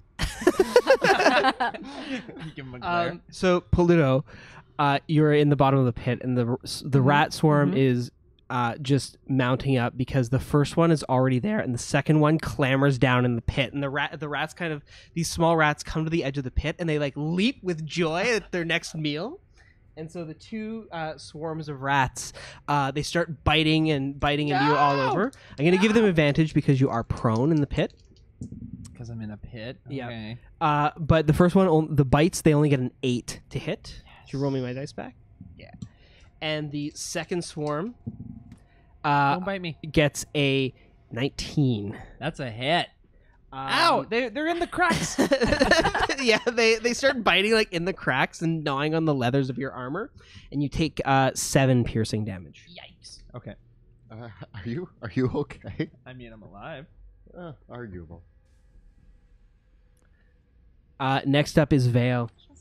Where am I right now? You're just behind me, and there's the two swarms now in the pit. There's 2 giant rats on either side of us. One on either side, and then there's the 2 guys down the hallway. Now, am I in the light visible? How far does the torchlight go? The torchlight is coming out of the pit. How deep is the pit? So it's like a torch going straight up. Oh, okay. Right, so the pit is illuminated, and you just saw the rats all dive into it. So you are in an area of you're in an area of dim light. Okay. I want to move to a crevice where it's away from the light. Is it possible in that size room? It's pretty crowded down here.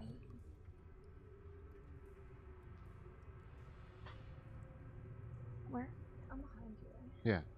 Okay. Yeah, can you move me over behind? So I'm going to move behind within the straight look of kind of that pathway that I see both the bigger rats. Sure. And I say to Sebastian, this is how you take out a rat. And I take my bow and I fire it towards the rat with the green glowing. Okay. And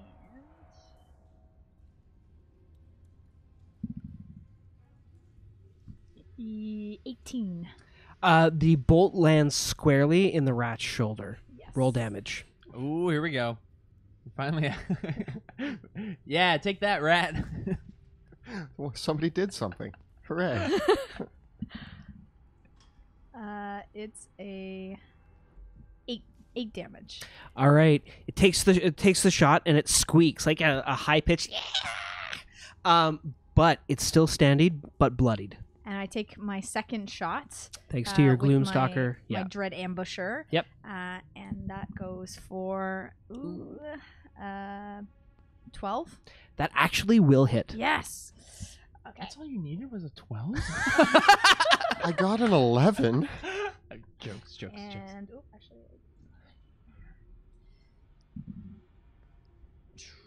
Come on down to the pit life. 9 damage. So the second shot lands squarely in the rat's neck.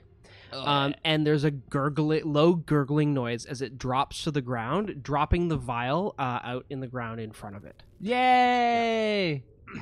You got the first kill. Yes! Congratulations. That's how you take out a rat. Yeah.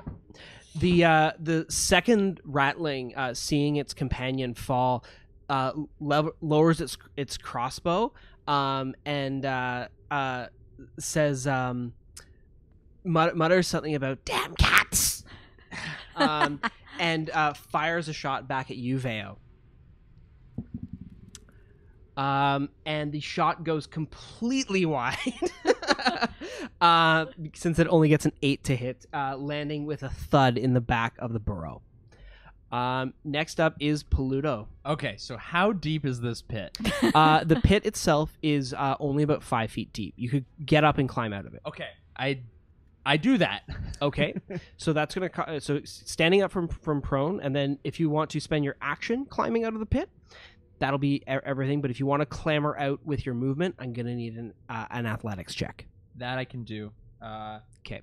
Are the rats Can going I to come go? with you? Can I? The rats are going to continue biting you, and Ow! I Ow! will grant them opportunity attacks if you Ow! choose to climb out.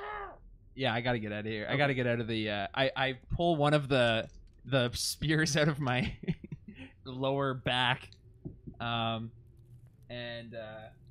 Will you take a 14 athletics? I will.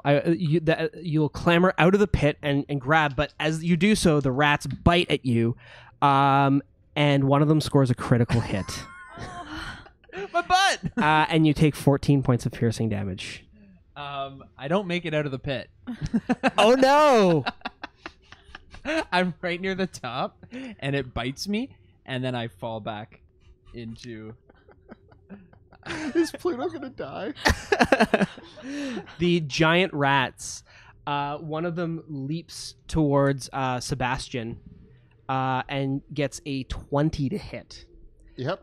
For 5 damage, and one leaps at Veo, getting a 14 to hit. Nope. It leaps right past you and lands with a thud in the wall. I'm in bad shape, guys. Sebastian, you're up.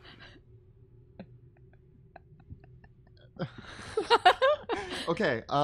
Okay. Here's what I'm gonna do. Oh God. Okay. If I were to, I'm gonna look into the pit. Mm-hmm. I see Pluto, who is just. He's like slumped halfway out the pit, basically. Can I grab his body and pull him out? Absolutely, but that will cost your action. Can I burning hands without hitting him into the pit? I'm gonna say he got far enough out of the pit that yes, you can. I'm going to stand over his slumped over body at the edge of the pit and just flamethrower into the pit full of these swarms of rats, and I'm gonna cast it as a 2nd level spell. Okay. I want to save my bud. Because they're in the bottom of the pit, I'm gonna give the swarms disadvantage on their saving throws. Fire. And both of them fail miserably. Fire burn. All right, we're gonna do 4d6 damage, and I'm going to actually use a sorcery point for empowered spell and re-roll those 1s and 2s. Okay. Oh, that's much better. Nice. Thanks for fire. 14 damage. The swarms are obliterated. Yeah. And the smell of cooked rat flies through the air. It makes my mouth water. And I turn back to you and I say, that's how you kill many rats. I thought it was clever. And yeah, then I'm just going to kind of stand there over top of the slumped over body and make sure no other rats try to eat my unconscious friend. Okay. The swarms are very dead. So Veo, it's your turn. I say, well, at least one of you can kill the rats. And I take my bow and I aim it at the crossbow rat. All right, take the shot. Let's do this. Oh. 11. 11. Unfortunately, it hits. It looks like she might be wearing some leather armor. And Smart rats. it collides with her, but she's still going. Cool. Next up is the surviving ratling. Seeing the all of her friends get roasted in the pit, she takes one last shot at Veo, getting a 21 to hit. Oh yeah. For 5 damage. She kind of aims for your leg, takes the shot, and then she scooches across the corner out of view. Damn it. Pluto. Death save and throw, buddy. Death saves. You got any no modifiers. No. I got a 9. Okay, that's one death saving throw failure. We don't have any healing, do we? We don't have a healer. We You never should got heal- healing. you all had a healing potion to start. Yeah. Oh. Yeah. Good.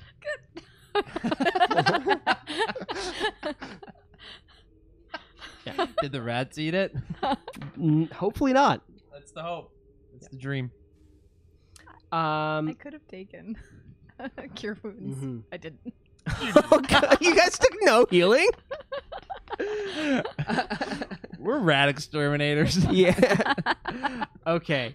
So now we go to the giant rats, who continue. The one who would leap past Veo tries to bite you in the heels, getting a big ol' 6 to hit, and the one in front of Sebastian gets a big ol' 11 to hit. That's as a it miss. tries to rake, it tries to throw itself in your face and scratch all over you.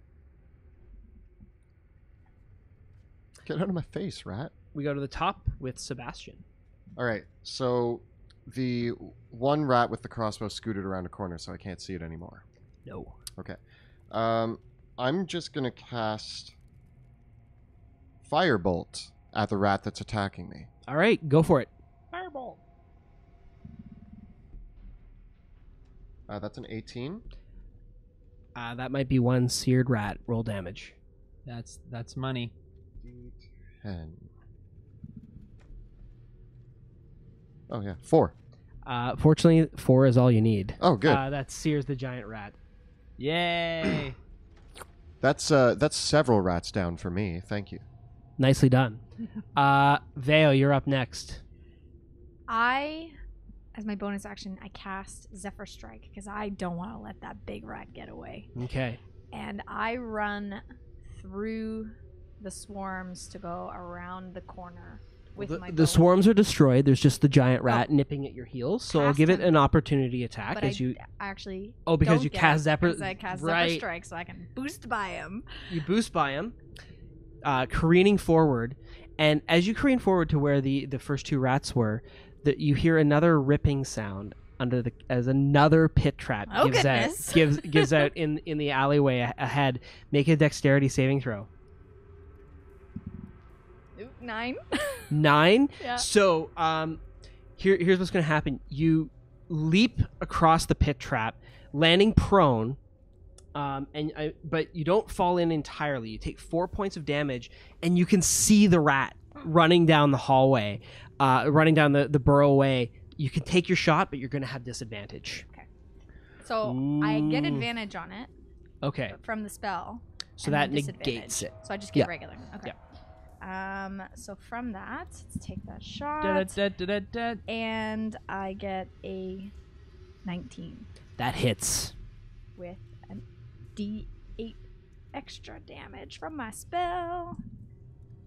And I get 15. Your shot hits the fleeing ratling in the back of the skull, and she Yeah. doubles over, spins and collapses on the ground. Wicked. That's how you kill a big rat. And I just Awesome. slump.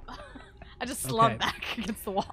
With that, Sebastian is able to finish off the last giant rat with a firebolt. How are you going to stabilize Pluto? So I grab Pluto's body and with great effort haul it more out of the pit. I look for his potion because I don't want to use mine. And I find it and I feed it to him. Okay. Pluto, you regain 10 hit points. That's all I needed. Okay. That's how you. Oh, that's how you kill her. Thanks, guys. Sebastian, you're a better rat killer than I thought you'd be. Yes, it's really convenient when they all group into one pit. It's basically like barbecue. It's like back in the good old days when we used to chase little rats around Yeah. in the city. Pluto never had those experiences. So far, his only 2 experiences with rats was the last time we went in. Rat food fell in a pit and was eaten by rats. and this time, This was haunting. This is a haunting memory. This is gonna definitely have emotional stress on me moving forward. I will bear the scars of this emotionally and physically till the end of my days. I'm constantly still checking my body for rats, like if they're in my armor. There is like a squished dead rat inside your armor. Like when you tried to climb out, there was one like inside your breastplate. Try to be more careful down here. I had the worst circumstances to get down here. I turned to Pluto though, and I'm like, "What's that on your shoulder?" All right, guys, let's keep going. I stand up. I try to like brush off, like nothing happened. Like I have to be very. You are covered in mud and blood, and there's like as you're walking, more dead rats are falling out of your armor. It's just kind of falling out around me. On the other hand, the burning hand spell seems to cook the rats in the pit to the absolute perfect temperature. I definitely go around these spikes, and I pick one up, and I'm just like, and the spikes are make for perfect skewers. take a couple Rat on a kebab. spike, tie it to my waist. I'm like, that's a great snack for later. You're welcome. Thanks, Sebastian. Being from You're really handy to have around. this is kind of like trying like a kebab. So if I eat one of these rats, how good is it? Remember the movie Demolition Man? It's like, is that a rat burger? Best damn rat burger I've ever had. Okay, I reluctantly enjoy it, trying to get a sense of the new culture. That Are you guys gonna like retreat and take a short rest, or are you just eating rats while you're in the middle of this incredibly dangerous environment? I think we're just walking and eating rats. Yeah, definitely. Wait, we cook them so Power to through. the point where their tails are just like straight. It's like a rat popsicle. Gross. So I guess we carry on down the path that Veo had found, Okay. and I assume you got out of there okay. You're not hurt. I'm a little bit hurt. Got a scratch on my paw. All right, I'll we're be fine. fine. We're fine. So yeah, we come into this other room. I'm clunking along. I'm pretty hurt. I'm pretty. I think tending to my there's just rats everywhere. Yeah, It's all the bite marks. crawling They're very in itchy. my armor. It's all These itchy. rats, they keep on biting. Yeah, so you come into another room, and rounding the corner, the smell of the rats now, it's much drier here because all the rainwater that flowed down the hole and created that death trap in the entryway seems to have dispersed by this point, because the burrow kind of bumps up a little bit, and you can actually see at the stage where the burrow is much drier. It looks like this is some recent tunneling, and it kind of careens around in a very strange way. Like they're digging out in all different directions, and very clearly, like looking at the paw marks, you can see that this has been dug by the ratlings. As you come around the corner, you can see once again a purple glow emanating from around the next corner. I want to sneak up to the corner, being very cautious of what's on the ground, because now I know there's a couple traps around here I want to be really cautious of. So as I come up to the corner, I'm kind of sneaking by so I can peek around and take a look. Okay, you peek around the corner and you can see that it leads to a large central chamber, which the pathway leads in, and there are two more pathways leading out, again to the west and now once more to the south, north being away from me. And in the center of this room, carved out of granite, is a massive statue. It looks like it's about 5 feet wide and about 8 feet tall, and it is a rat, but a massively obese rat that is sitting, and it's been very roughly hewn and carved, and it's sitting down almost like a regular rat would, kind of like if you would imagine rats sitting like a dog or a cat. It's seated on its back legs, and it looks like it's carved, like it is shoveling humans whole, like little tiny carved humans, into its mouth, which is just like detached and open. Like its mouth is open way too far than it should be, and it's just shoveling all these humans inside it. and its two eyes are little beady eyes about the size of coins, and they're pieces of delirium which have been pressed flat into its eyes, which are causing the glow in this room. I go back around the corner and I let you know what I see. There's these beautiful, shiny things and this big, huge rat eating humans. So, I mean, I'm not too worried. He's not eating cats, so... All right, let's go check it out. You didn't see any more rats other than the statue rat? All I can smell is rats around here, but I haven't seen any moving, so... Hopefully we'll be okay. I'm just worried about those 2 pieces of delirium. I feel like we should get those back for... I agree. We should get as much as we can. Any other glowing? Any other bigger chunks? Not that I saw, in the no. eyes? All right. I want to go investigate the statue. Go to there. Yeah. I also go around the corner.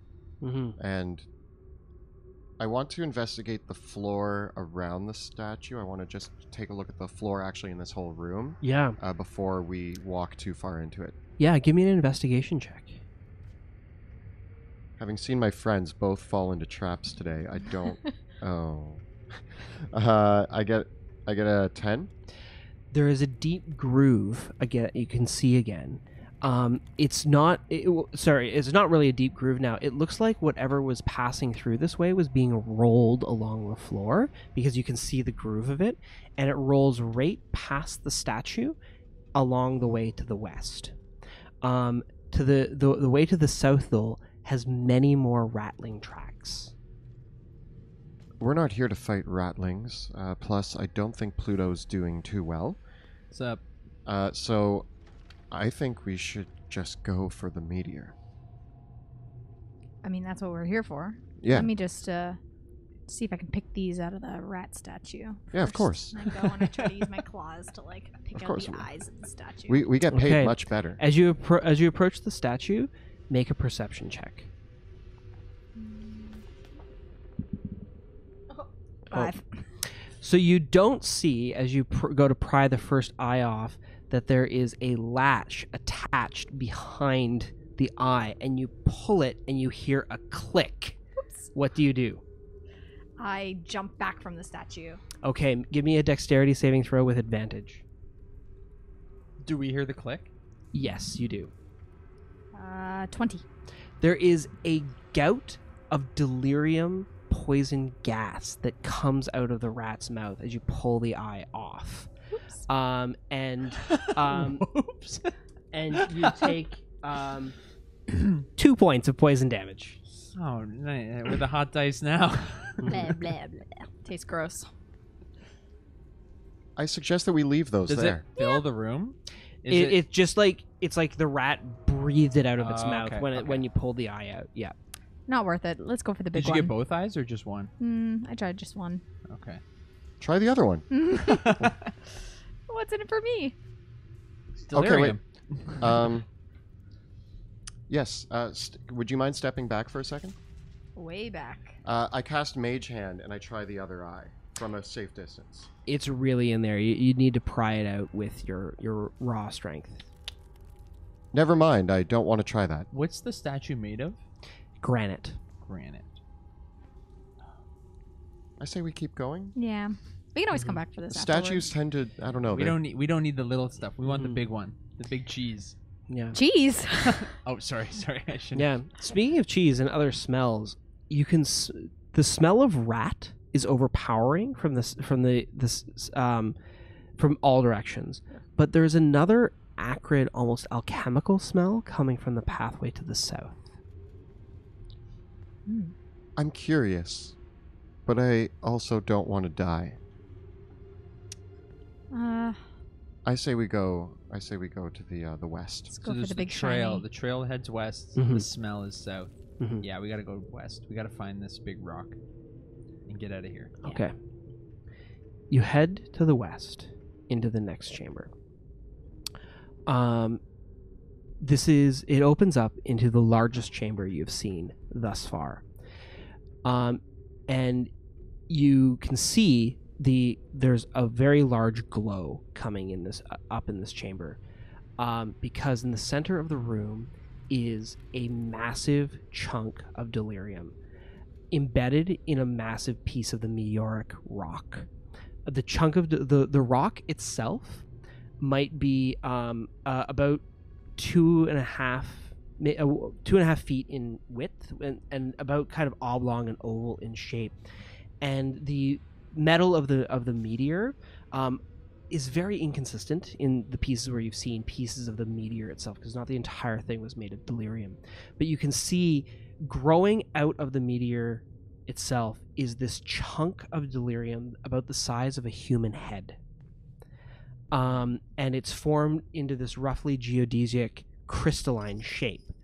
But in the center of the room, gnawing on the smaller pieces of delirium coming out of the meteor, are 4 gigantic rats, and they are gnawing on the pieces of delirium, and as they crack, their teeth are causing it to crack remarkably, and as they do, the delirium haze leaks out of it, and the rats are eating it.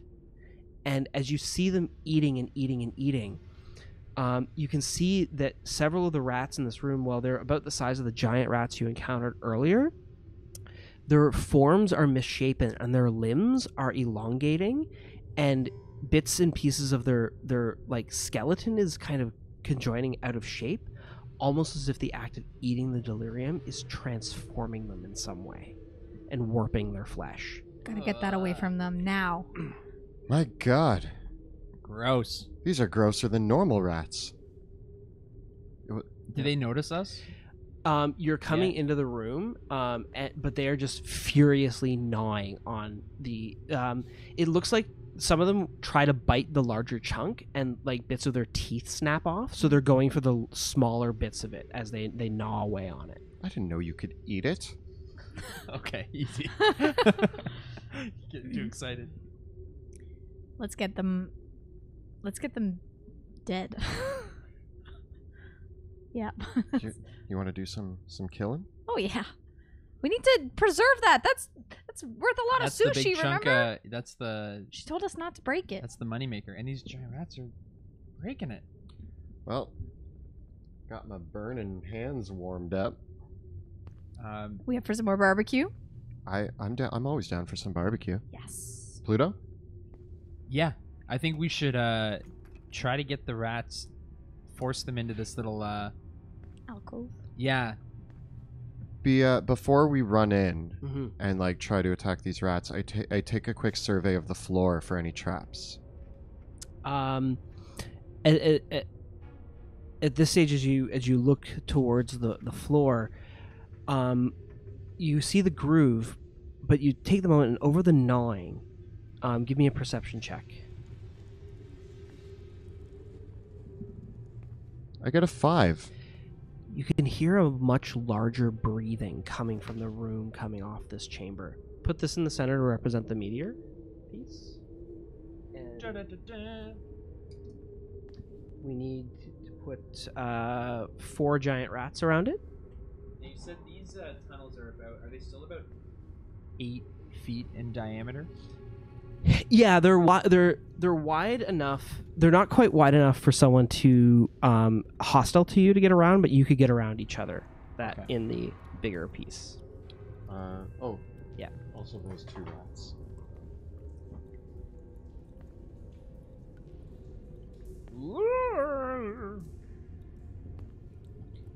I don't like rats. Delirium Oh my rats.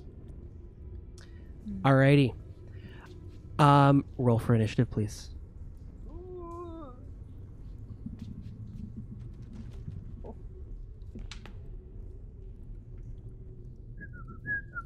Oh, there she is. 25. 15. And 11. Cool. Okay, so 25 for Veo, so she'll be first. 15. 15. 11. Okay, you beat all of my bad guys. Yay! Okay. How long has it been since the last battle? Not even 5 minutes. Okay. So we kick things off with Veo. Do we still have a torch? You do. Are there any areas in here that are in complete shadow? The other room off to the side, but everything within close to Pluto is illuminated. Like including that little nook that we have across from us? Okay. Yeah.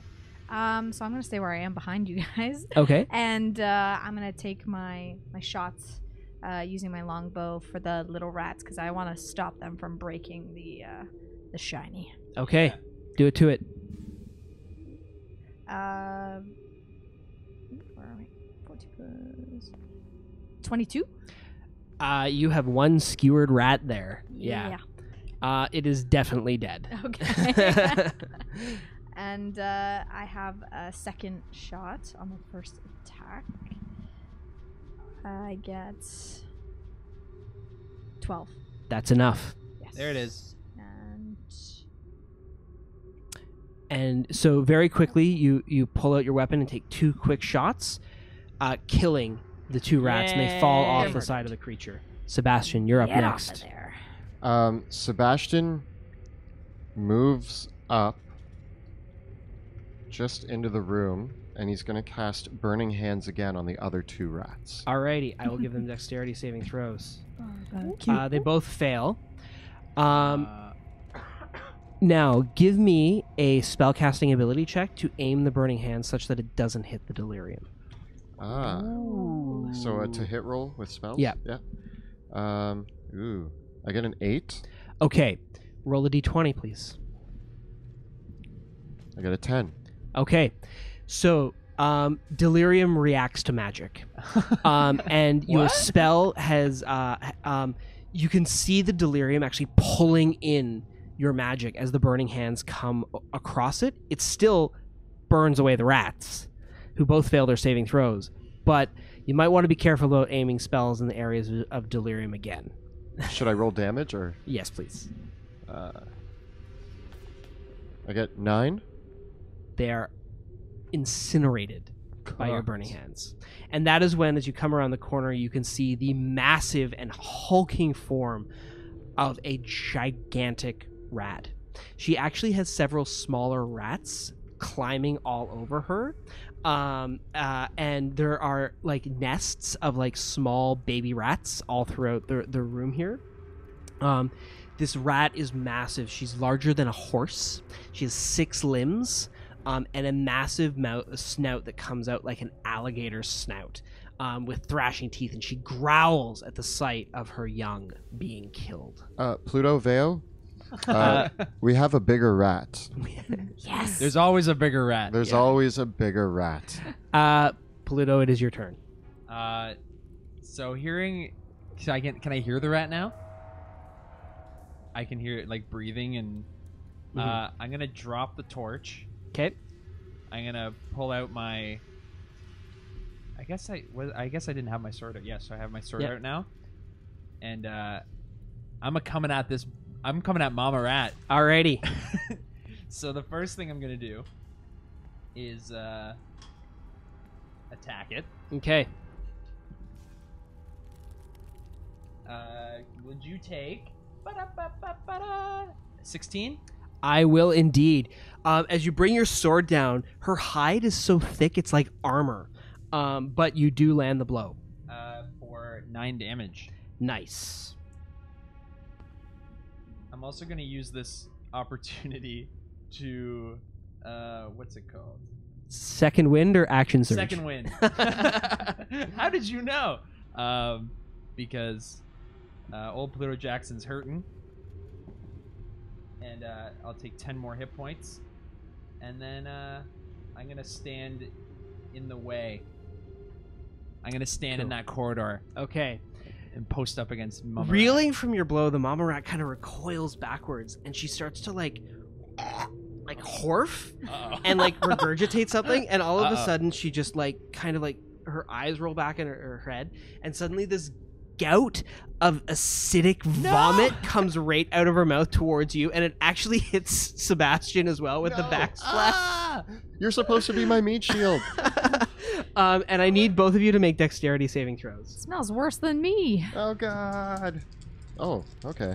What do we got? 6. 6? 20. 20? So, Sebastian, you make your saving throw. It all hits me. It all hits you. So it's going to be 10 points of damage, but 5 for you, Sebastian. That's acid damage. What does it do to his armor? It looks like even though he took the brunt of the damage, it looks like his armor's okay in the circumstances. But I mean, your armor is it a shiny? Your armor, like yeah, I guess now. it like acid blasts your armor, No. like cleans it off. Yeah. Oh, thanks. The mud's gone. But the acid, I feel like, also gets into the armor. Discolors it. Still burning my rat wounds. It's burning my insides. So I imagine I'm standing Yeah. enough behind you that when it hits you, you take all of it, but then some spray comes off of you and like hits me in the face, and I'm just like, my face. But You took it in the face? You took all of it. Did you even have your goggles on?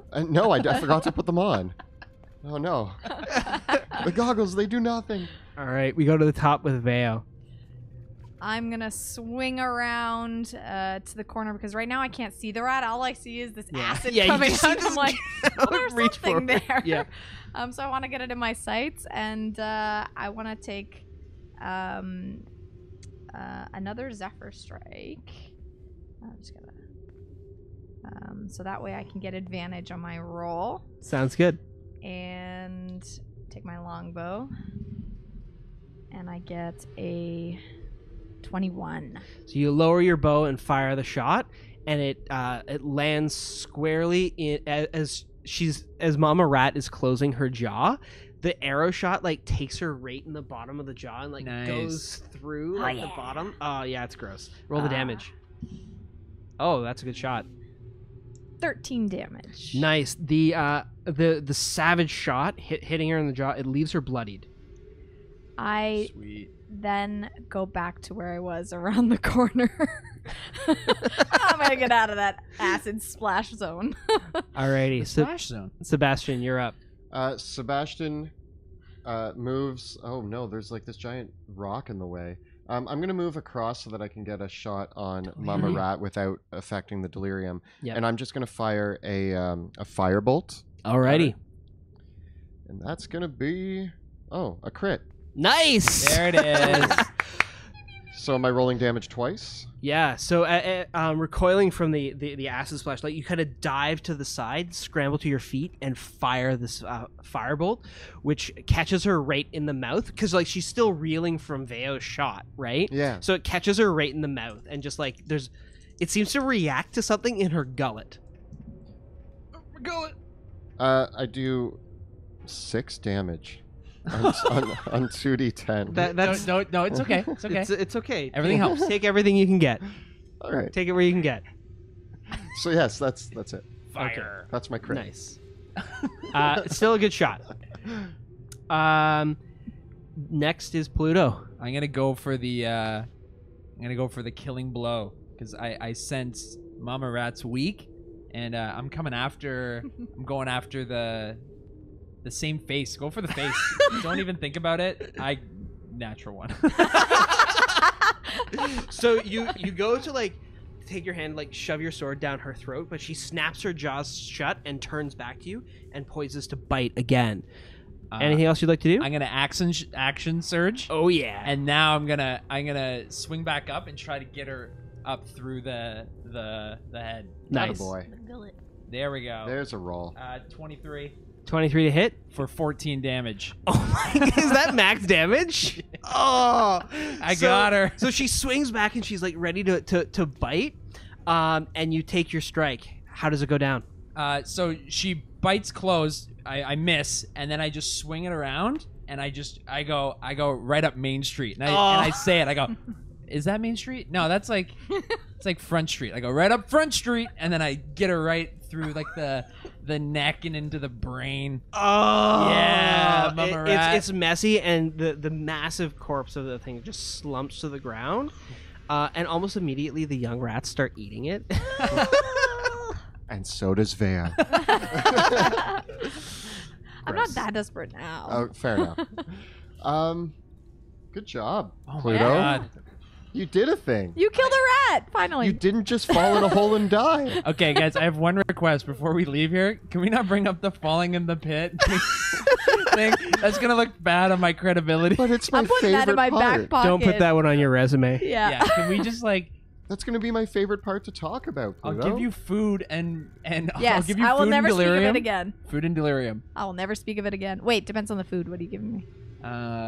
We'll hash it out. I'll take How it. much delirium? I feel Hash like browns. I feel like well hash. Yeah. Yeah. I'll give you hash browns. I'm sure you'll love it. Hash browns, I'll take it. Nice. Oh, I was worried for a minute there, but I don't show it. I slide the sword back in, and I start walking away as it's like falling, and I'm like, okay, I think this is the rock we want. How are we going to get this out of here? I was thinking about this actually. So, how strong are you guys? Not Super. very. Oh. Super? You're super strong? Okay, so I was thinking that, like, because you can't really, like, just hold the rock. I figured, like, I have my bedroll, and we could put it inside my bedroll. You could, like, carry it like Santa Claus on your shoulder. Oh yes, back in Caspia we have that Santa Claus. You'd probably need to break it from the meteor part properly though, because it's embedded in the actual piece of the meteor. Are we going there's to be the able to do meteor that and without there's breaking it? The I- delirium. Yeah. Took a Well, optional course. Who's to say how much the meteor's metal itself is worth? I took an optional course in college. It was masonry. Two? I'm a certified mason. Is that like, did you actually? Yeah, it was Yeah. just one of those, and I have artesian tools. Perfect. I want to carefully examine the pieces of the delirium versus the. It's attached to like rock, right? Like just embedded in the rock. Yeah. I've encountered these types of things before. I say confidently, but not confident that I have. And I'm gonna try to remove the delirium. Cool. How much time do you want to spend on this? Well, I put my finger in the air and I check for the wind. There's no wind down here. Yeah, it's gonna take a while. I'm gonna take at least 15 minutes. Yeah, it probably will take at least that to get the work done. To just break it out of the stone. So it could even take upwards of an hour to break it out carefully. Okay. Yeah. Me and Veo will keep watch. Definitely. Okay. We can hide. Oh, are there still rats around?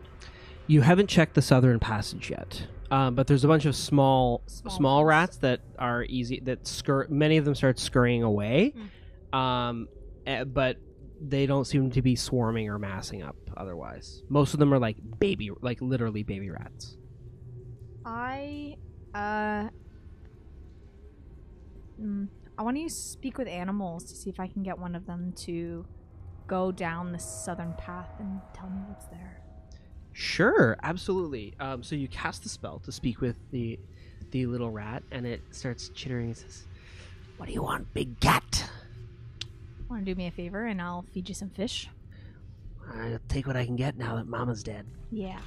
I need you to go down the path across from that big, beautiful rat statue that I saw.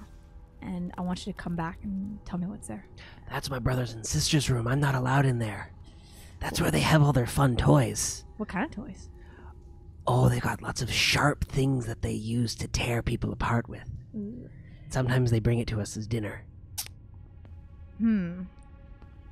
Well, do you want to do me a big favor then? We maybe not go into their room, but do you want to hang out across from the statue and come tell me if any of them come out of there? I could go tell them that you're here. No. Or else you get no Are fish. you sure? They love guests. And I pull out a big fish. I'm like, I will give you this big fish. And you don't even have to share it with any of your brothers and sisters. Okay, make an animal handling check.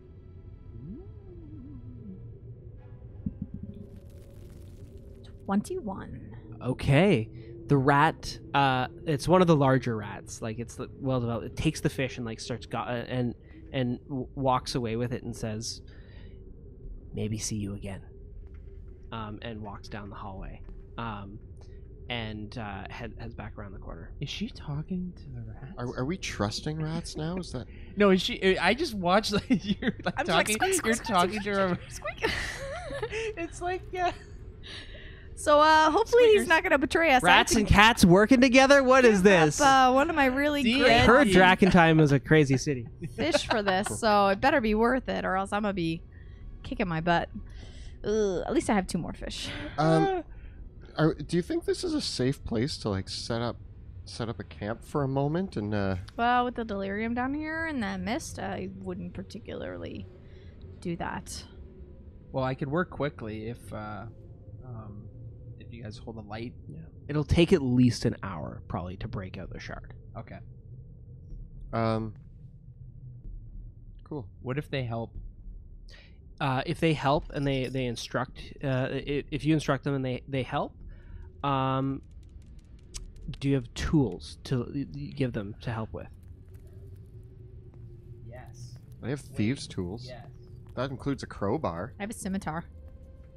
A weapon wouldn't do. You'd need like a hammer, at least, or a pick. I have a hammer and a crowbar. Okay, Ooh, with pass me the crowbar. with them helping, it'll take about half the time. So I'm gonna give. I do a little demo. With both of us helping, I think only one of us should help because one of us should be on watch. I- I think it should be you. I think I should be on watch because I can talk with the rat. And I give you a quick like. This is how you chip. Okay. I'll do the crowbarring. I'm proficient in thieves' tools, so I know how to use a crowbar. You can do the hammering, and I'll do Okay. like the like Cool. prying. So you get to work breaking out a piece of the delirium from the meteor proper. And Veo, are you helping with this as well, or I'm keeping an eye out you're on keeping the an eye out. passage, Okay. listening very intently to see if I can hear any rats scuttering by. cool? Give me a perception check.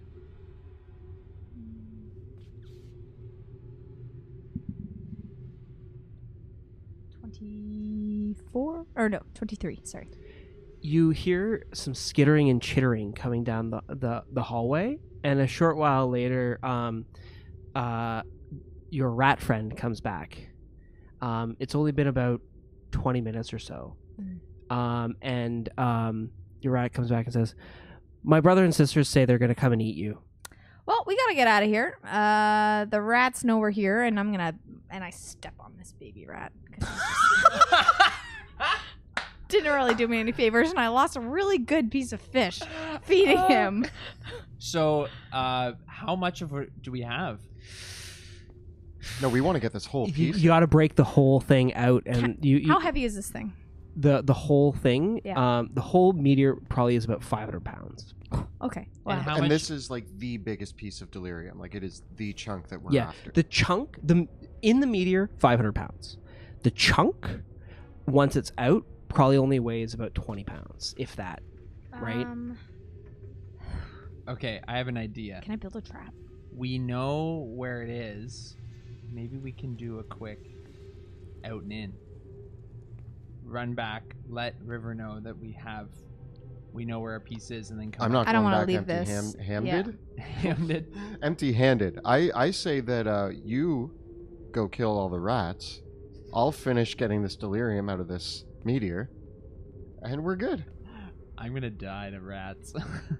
No, nobody's ever died from rats. Oh, okay. Well, then if that's the case, Debatable. because that's our only way out, unless we cover the south entrance. Do you have anything that can build a barrier? I do. I do. What do you have? I'm out of spell slots for second level, so Oh, never no. mind. Oh I cannot put a web wall no! up. Okay. Oh, that would have been handy. Do you have sorcery points enough to recover a spell slot? Learning about sorcerers. Because what if? Because they have our way. I have 2 sorcery points left. They're coming the way that we need to go. Well, so they're coming from the south, and we can block them in the south, and then we at least have the Yeah. east way of going. that's true. So as long as they're not out of that south path yet, which Yep. So if we can just cover it a little bit. we need to do it quick though. How does that work with sorcery points to?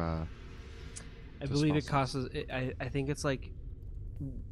I think you need more than 2 to get a second level spell slot back. but I'd need to look it up. I have a question. Yeah. How many do you If have? I were to just two. cut our losses and sever it where I can, No. the meteorite, how much am I gonna get? Okay. If If I just the bang. goal is to bring back the whole intact shard. Mhm. If you with your knowledge of this, you could put the crowbar on the hammer in one place, make a strength check, and hammer it, and that might break it out. It might break the shard too. And there's no way getting away with like a half chunk if I go up higher on it and just give it a big wallop. Again, this is one solid piece of delirium. It's about extracting it, not getting. It's an all or nothing thing with this piece. Okay. Yeah, right. So you could try to do the hammer shot, take it out in one with the work that you've done now, right? Can you web? Will it web? I just found all the rules here. I need 3 sorcery points to gain a 2nd level spell slot, And and you I only have used 2? 1 sorcery point, so I only have 2 left, so I cannot get web. Okay. I say that we just get the whole thing and fight our way out. So I'm gonna keep working away then. Okay. More with more haste. Okay. You work Vale, away. I want to be out in the hall so I can see where they're coming, so I can at least Can we stealth out so that we can try to ambush them as they come through? If you guys can just if we thin can their get some, numbers on if the we south can get end. somewhere that I can't be seen by his torch, then at least I'm essentially invisible to them. We both see in the dark. Let's leave him here to work on that. Let's go around the corner and Bye, everybody. try to set up an ambush, maybe. Okay. Yeah, I like that. Okay. So you head around the corner as Pluto continues to work. I'm gonna stick the torch in the mud, giving me as good a light as I can get, and I just keep chipping away. Okay. As Pluto is finishing with the shard, Veo, you hear the low sound of several chittering footsteps coming from the south passageway. Yeah. Here they come. Okay. Hide? Okay. I want to go beside the statue because are they relying on dark vision? Yes. So they can't see me. with Okay. Dark vision. So You I go wanna behind be the statue? beside the 'Kay. statue. Yeah. Go up there, and I'm assuming you're hiding, and I'll ask you for a stealth check when it's appropriate. Sebastian, what about you? I'm coming right to the entrance here, and actually, before they get here, I would like to cast darkness on myself using sorcery points. Okay. And that way, I am in complete shadow and they cannot see me, but I Okay. can see out of my own darkness. Yep. Can Veo see in that darkness? I want to be... I can't see in his darkness. Okay. So you're going to go over in the corner. Okay. Yeah. So you can see coming around the corner come 3 ratlings. They are, again, you can see with these ones, the signs of mutation are much clearer, right? Like almost like one of them almost has human-like eyes. One of them is quite taller than the others as well. And two of them are carrying crossbows. Another carries another one of those smoking green vials. And the first one kind of pokes its head up around the corner and pokes around, and they look like they're actively looking, and they chitter something back to each other, and they said, "Man things in the big cat. Round corner. Killed mother, they did." I know.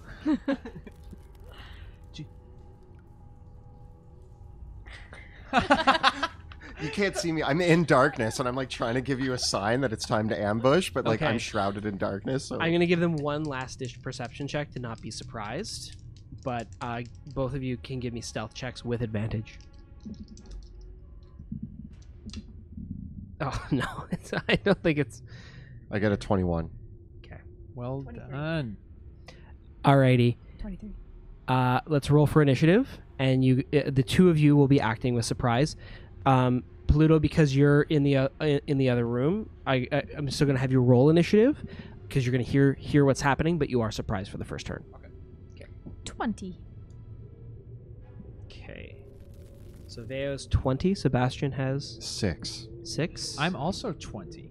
Ooh. Oh, okay. Pluto. About time. But I'll let you go first Yeah, on all okay. the times, anyways. So I was gonna say either way. Veo, just do your thing. I'll react.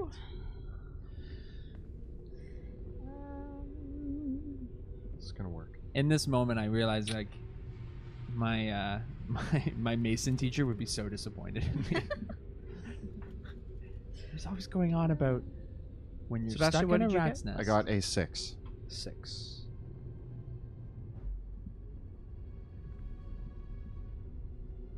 Okay. When you're in a Vale, rat's you're nest up and first. trying to All right, I free want to go with Valerium. for the rats with the glowing bomb or remember whatever he the has in his name. hands. Okay. Those glowing green makes me uncomfortable.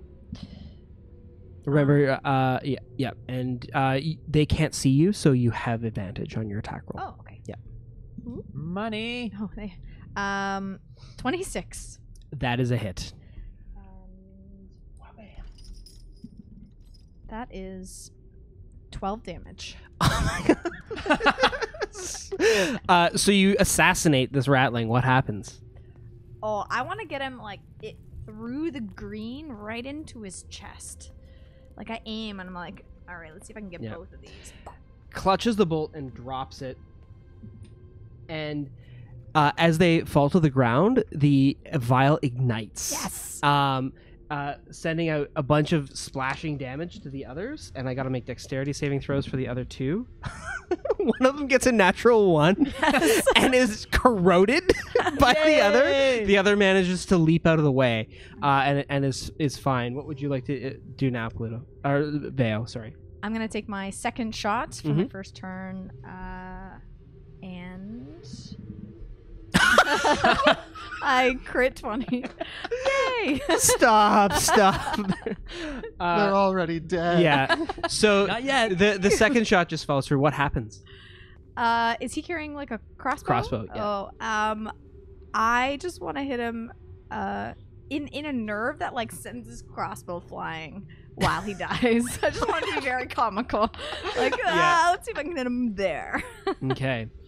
All the ratlings have been slain, but you can hear more chittering and footsteps coming from the halls beyond. Pluto, you're no longer surprised. Sebastian, it's your turn. So all the rats that just came out are dead? Extremely dead. Yeah. Okay, well, this Veo, rat killer, Senya. not wanting to waste my ambush opportunity, I'm a big ball of shadows right now. I turn the corner and stand in this entranceway and see if there's any other ones rounding the corner. Okay, your shadow envelops the room, from outside the shadow, looking that way, you can't see anything yet. No, nothing yet. Oh. What if I move further down? You see another huge rat. It would be a misnomer to call this one a ratling, and there are two behind him. He is the size of a human, and he is wearing some very nice looking studded leather armor and carrying a pair of pretty well made short swords. And as your darkness envelops him, he kind of goes, What is this? Rather shocked at the darkness in front of him. What would you like to do? So as the shadow rounds the corner and envelops them, they hear a voice from within the shadow say, "My name's Sebastian Crowe, and I'm about to set you on fire." And then I cast Burning Hands. Nice. So the ratlings. Both the ratlings make their saving throws, but they still might not survive. Does the rat prince? Oh, they all make their saving throws. Rat Prince? Royalty. He's maybe an envoy. Oh. 13 damage. So even with their successful saving throws, those two ratlings are vaporized. Nice. And engulfed in flame. But the rat prince manages, he hears the sparking of flames and kind of hits the deck and rolls forward. Rushing forward, it was 13 points? Yes. Yeah, so he took half because he made a save. Anything else, Sebastian? After that, I'm just going to back up to here. That's about all my movements, so that's about as far as I can get. Yes. Cool. The rat prince. He says, You hear the voice echo forward. What strange blackness you make, manling! I have another one of yours back with me. You let me live, I give them to you. Yes, yes, yes, yes, yes. Or we... yes. Are you being honest? No. Okay, make a deception check. Of course. We'll let you live if you lead us to the other survivors. And we're gonna roll deception. I get a 21. Riley says, yes, yes, you hide in the shadows. You are like rat, too. I'll lead you forward, but you must reveal yourself. I walk forward and I point towards the hallway, letting him lead me. Okay, you're completely invisible to him because you're a gloomstalker. Oh crap! In fact, he can't see either of you because of the darkness. And I realize this, and I'm like, I go up to him and I put my hand on him really quick. And he like he's just. Are you spirits? Are you ghosts? You are not manlings. You are ghosts. Oh. Yes, I'm the ghost of your fiery ghosts. dead. No. Please, the Rat Prince is powerful. I will tell you many secrets. No, show me where the human is. Follow, invisible spirit. Come, fiery ghost. Ooh, show me where to go. Go. Okay, the rat prince leads you down into a rather macabre chamber. Pluto, you've extricated the stone now. What do you want to do? I throw it in my bag and I just start running. When I get to this room, hello? Where did everybody go? You can hear this rat voice and these other. You can hear the two of them making like ooh sounds. You're like, oh no, they're ghosts. They died. And all I have is this 20 pounds of delirium. But you eventually put two and two together, and it sounds like they're exit. pulling some sort of scam. I look to the exit. I look at the ghost sounds. I look to the exit. I look to the ghost sounds. Ghost sounds. and I just kind of like defeated, like, we were trying to leave. And so you're in the dark. You're in Sebastian's darkness, and the ratling is like, oh, fiery ghost, shadowy ghost. Where you walk, I can't see anything. Am I blind? Clunk, clunk, clunk, You clunk. can't even see anymore either. Oh, the rattling chains! No! And it's like he drops his weapons and he's like crying. I think I'm going to stop in the doorway and let Pluto walk past me so that I can like stay back so that my shadows don't. How dark is it? It's complete darkness because of his darkness spell. My darkness spell is pitch black. Does my torch do anything? Yeah, I was gonna say, now that he's back, Not in my darkness spell. how far does your darkness spell go? That's a great. It emanates at least that 15 far. foot. I think you clue in that Sebastian's there. Do you want to walk out of his area of darkness, or do you want to stay in it? Not yet.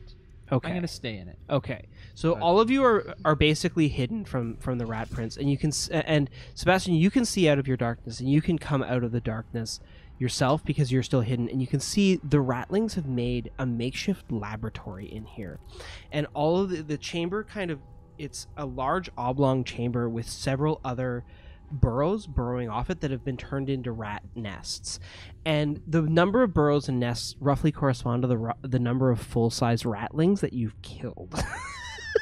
So they're all dead.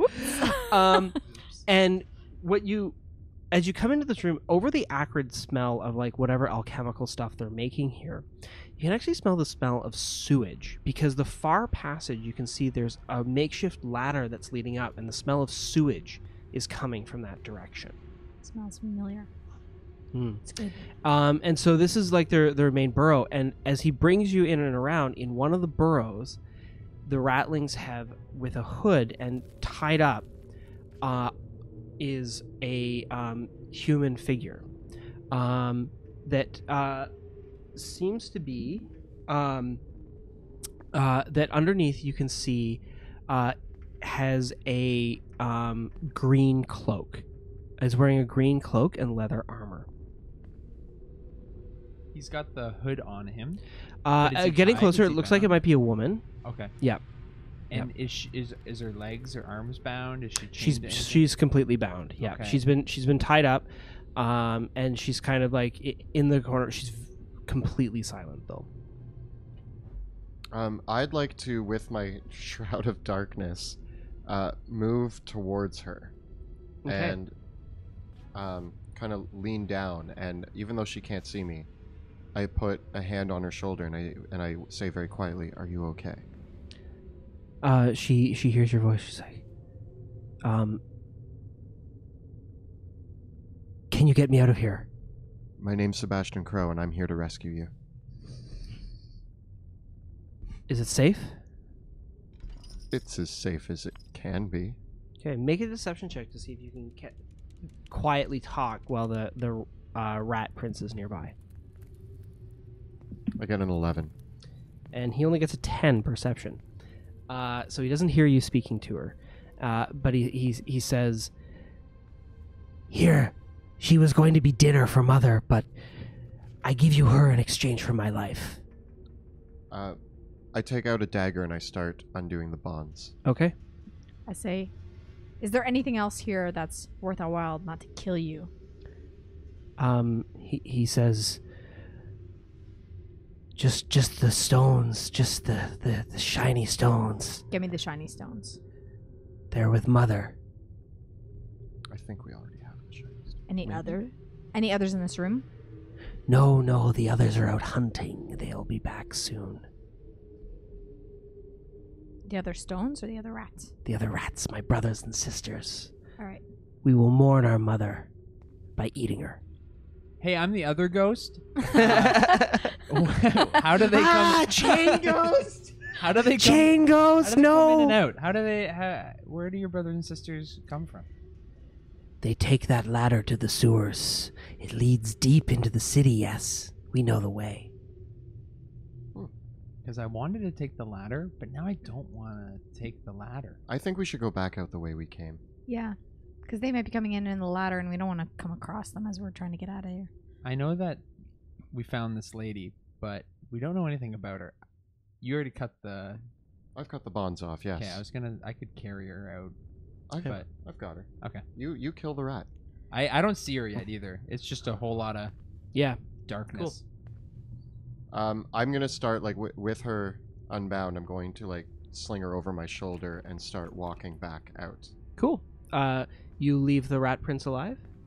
As I'm walking past these two, I'm like, do you guys want to kill him? I'm indifferent. I mean, one rat prince, there'll be another rat prince. At least he knows to be afraid of us. Spread the word, Rat Prince. There's ghosts that go killing rats. Oh no! Rat Prince, do you plan to stay here? Yes, we will make more burrows here. This will be a good home for us. You said you know your way through the sewers. Yes, we do. In exchange for your life, I am taking this human. But if the ghosts 3 should ever return, perhaps you could guide us deeper into the city. Oh, we will always fear the 3 ghosts, the fiery ghost, the shadowy ghost, and the chain ghost. Remember how many of your brothers and sisters fell here today to the 3 ghosts. Oh! we will return, and we will seek guidance further into the city. Alrighty. Let's book it out of here. You book it out, very carefully climbing up the muddy passageway in. And as you emerge from into the city air, you're shocked at the sight of torchlight surrounding the rat's nest. There are assembled around 6 armored humans, all of them wearing the livery of the Silver Order of Illyria. And they, as you come up out of the pit, they say, "Hail!" One of them comes forward, a man. Is he holding a sword at us? He Is he is. still dark? Are you? As I climb out of the rat's nest, I turn the shadows off. Okay. Have you unmasked your prisoner yet? She was wearing a... Yeah, she was wearing a hood. Yeah, sure. Yeah. She's a plain-looking woman, and you can see that she is dressed in the livery of the Hooded Lanterns of Drakkenheim. Okay. Right, and she introduces herself as Captain Petra Lang of the Hooded Lanterns. Hello, Captain Petra Lang. She asks for your names, and she's like, well, you got me out of one thing. I hope you know how to get out of this one. These are just paladins. They'll be of no concern. All right. Well, I think we'll have to find out how this works out next week. No, we got 15 minutes left. Do you think we can play this one out? We can have a conversation. Yeah. Let's do it. We'll see if we can bring this to an interesting end. There's no need to point the sword at us, sir. We're simply travelers, and we're investigating Drakkenheim looking for treasure. What seems to be the problem? We heard that there was a claim here to be taken, that this is a nest of vermin. The man speaks behind his helmeted head. All of them are wearing their helmets, and you can't see their faces. It kind of makes them all look like identical soldiers. All of them, some of them might be both men and women amongst them, but with their armor that they're wearing as chainmail, they're carrying shields. They almost all look faceless behind the masks of their helmets. And the leader steps forward and says, "What did you find down there?" A lot of rats, a prisoner who was going to be food, and just a few small shards of delirium that we've picked up. A mama rat. A very large rat that was as big as a horse. It took a little bit of work to slay it. So you're scavengers, monster hunters, gutter snipes, rat catchers. Is that what you're here for? I accept a couple of those as titles. Monster hunters, yes. I actually grew up nearby, and I've come back to check out and see what the state of Drakkenheim is like, and I'm not too happy with the way it's been. And you destroyed all these vile creatures to the last one? Yes. Make a deception check. I want my guide. Oh no. 8. I go, what about the... Oh yeah, Pluto says, what about the... What about the... You left them alive? Well, just one. I left one as a Did warning. you cavort with these vile creatures? It was a warning to the rest of them, so that they won't interfere with this territory again. Make your persuasion check. Come on, actually I'm going to roll this dice. 20.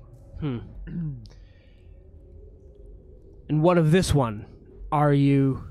She's a hooded lantern, one of the old city watch. She a friend of yours? We actually just met, so I wouldn't go as far as to call her a friend, but she was a prisoner. She speaks out, they saved my life. The ratlings were going to eat me.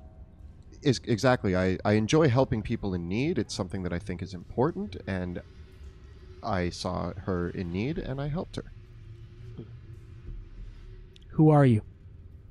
We are the Three Crows. Actually, well, Okay. Veo and the Pussycats. Yeah, we're actually the Jackson 3.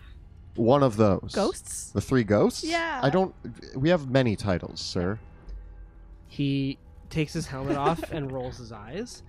And he's a pretty ugly dude. He's definitely seen his fair share of battle in his life. He's an Illyrian man. And he's kind of grown his beard out for quite a while as he pulls his hair off. He's got these big, bushy, like caterpillar eyebrows. But otherwise, his head is shaven. He is that one of those big flat noses, and he says, "All right. I am Durand of the Silver Order. We have no quarrel with you right now. We had heard that there were monsters down here that were waylaying several of the pilgrims making their way into the city. And we thought we would do the right thing and clear this path. You seem to have done our work for us. Thank you." You can count on us to do the right thing. I hope so. Are you making your way further into the city? That is yet to be seen. We're merely observing right now and seeing what the state of things are, and going to plan our next moves accordingly. I think our next thing that we have to do is we're gonna go back to this old mill and mark that we are alive. Do you know the mill by the horse that you kick? One of the soldiers, she speaks up and she says, "Yes, Sir Duran, that would be the Eckerman Mill, where the many of the other cutthroats and scavengers have been gathering of late." And he nods and kind of brushes the other woman off and says, "The city is a no man's land. It's not under the control. Westamar doesn't exist anymore. Caspian." You know me. Could Well. recognize that livery. You're a Jackson, aren't you? Yes. I know it's a little acid damaged, and I'm itching still from the rat bites. But yes, as a prince of Caspia, I am humbled to make your acquaintance. You seem like a Well, fine gentleman. you seem like fine folk. We, our mission has been cut short, but if you would like, we would travel back with you to Emberwood Village. We are staying in the chapel there, where our other knights are assembling for more sorties into the city. You would be welcome to work with us if you would like. We can offer good food and noble work if you'd like to associate with us. I don't know if we're quite going back that way, but if you have any spare rations, I Yeah, wouldn't say no to that. There's no need for us to go to Emberwood Village. We can go to the mill. So be it. Spare rations? Can we Suit yourselves. Where could we find you? There's a small the- chapel The small chapel? in Emberwood Village, and the flame keepers there have graciously allowed us to use that for our muster. It's a strange little place of sin and filth, but the chapel itself is nice. Sure, you guys will clean up the place. Well, in time. We'll head by there at some point, and maybe we'll meet up. It was Awesome. an absolute pleasure to meet you. And if you have any more rat jobs, we're probably not interested, but other things to kill, if you need someone to get their hands dirty, and I also don't like doing that. Do you have any regular work? It's not often we we work with mercenaries who are more interested in gold. The call of faith and nobility motivates our cause. Of course, noble causes. Noble. I'm that. Nobly, that Sure. fills my belly, right? We will take our leave now, but But the rations. good hunting. No rations? May God be with you. We would May the be more gods than be with welcome you. to share some food with you if you come and visit us. Oh, What's the okay. appropriate saying? May the gods be with you. I do God. a Caspian goodbye. It's kind of like a fist bump. Okay. I fist bump them all. They salute and they turn off. Didn't even Meanwhile, get any Petra, rations. she says, "Well, that could have gone a lot worse. I was worried for sure that they were going to turn on us the moment they saw that we were vulnerable. They could have taken everything you had." See, my thing about paladins is, as long as you pretend that you're righteous and proper, they'll be nice to you. So you just fake it until they leave. I don't know if I'd ever consider us vulnerable, though, let's be honest. Listen, they've got we do have a presence in Emberwood Village, but if you'd like, if you wouldn't mind, maybe you would mind helping me get back to the barracks. It's at Shepherd's Gate, and maybe I could put a good word in with you with the commander if you're interested in going deeper into the city. We're kind of on a time crunch. I think we can help her back. That's along the way, I think. We can make It's it the along way. complete opposite direction. It's deeper into the city. It's been a long time since I've been here. Well, now that we're done with those arrogant jerks, Hey, can I get a quick Jackson 3 meeting? Okay, One Veo second. and the Veo and the the Pussycats. crows. Veo and the crows. Okay, come on, Veo and the crows. All right, huddle up. Can we get 1 minute? Sure. hey guys, I still have 20 pounds of delirium in my backpack. I want to offload this. My back's starting to get all tingly and weird, and I think I'm having visions. Yeah, but keep in mind that we don't really have a good way into the city right now. We're with the Amethyst Academy. Can they get us into the city? As far as I'm concerned, the Amethyst Academy should be able to get us anywhere we want. Question mark on that. Not quite. Hmm. At least this is an easy way to get in if we can get on her good side. Well, and I knew a couple of the guys there, but I mean, not to the means that they'll actually let me in the city. And my way is kind of getting a bit tighter to go through. So where do we have to meet River? Back at the mill, I believe. Did we give a time? River seems to know when to meet you. I guess we It's can. very strange, but the Amethyst Academy and their agents are the type of people that find you. Is the delirium going to cause an ongoing problem if we carry it around with us? Can you phrase that in the form of a question that I can answer descriptively instead of as an omniscient godlike entity? Look, it reacts to magic.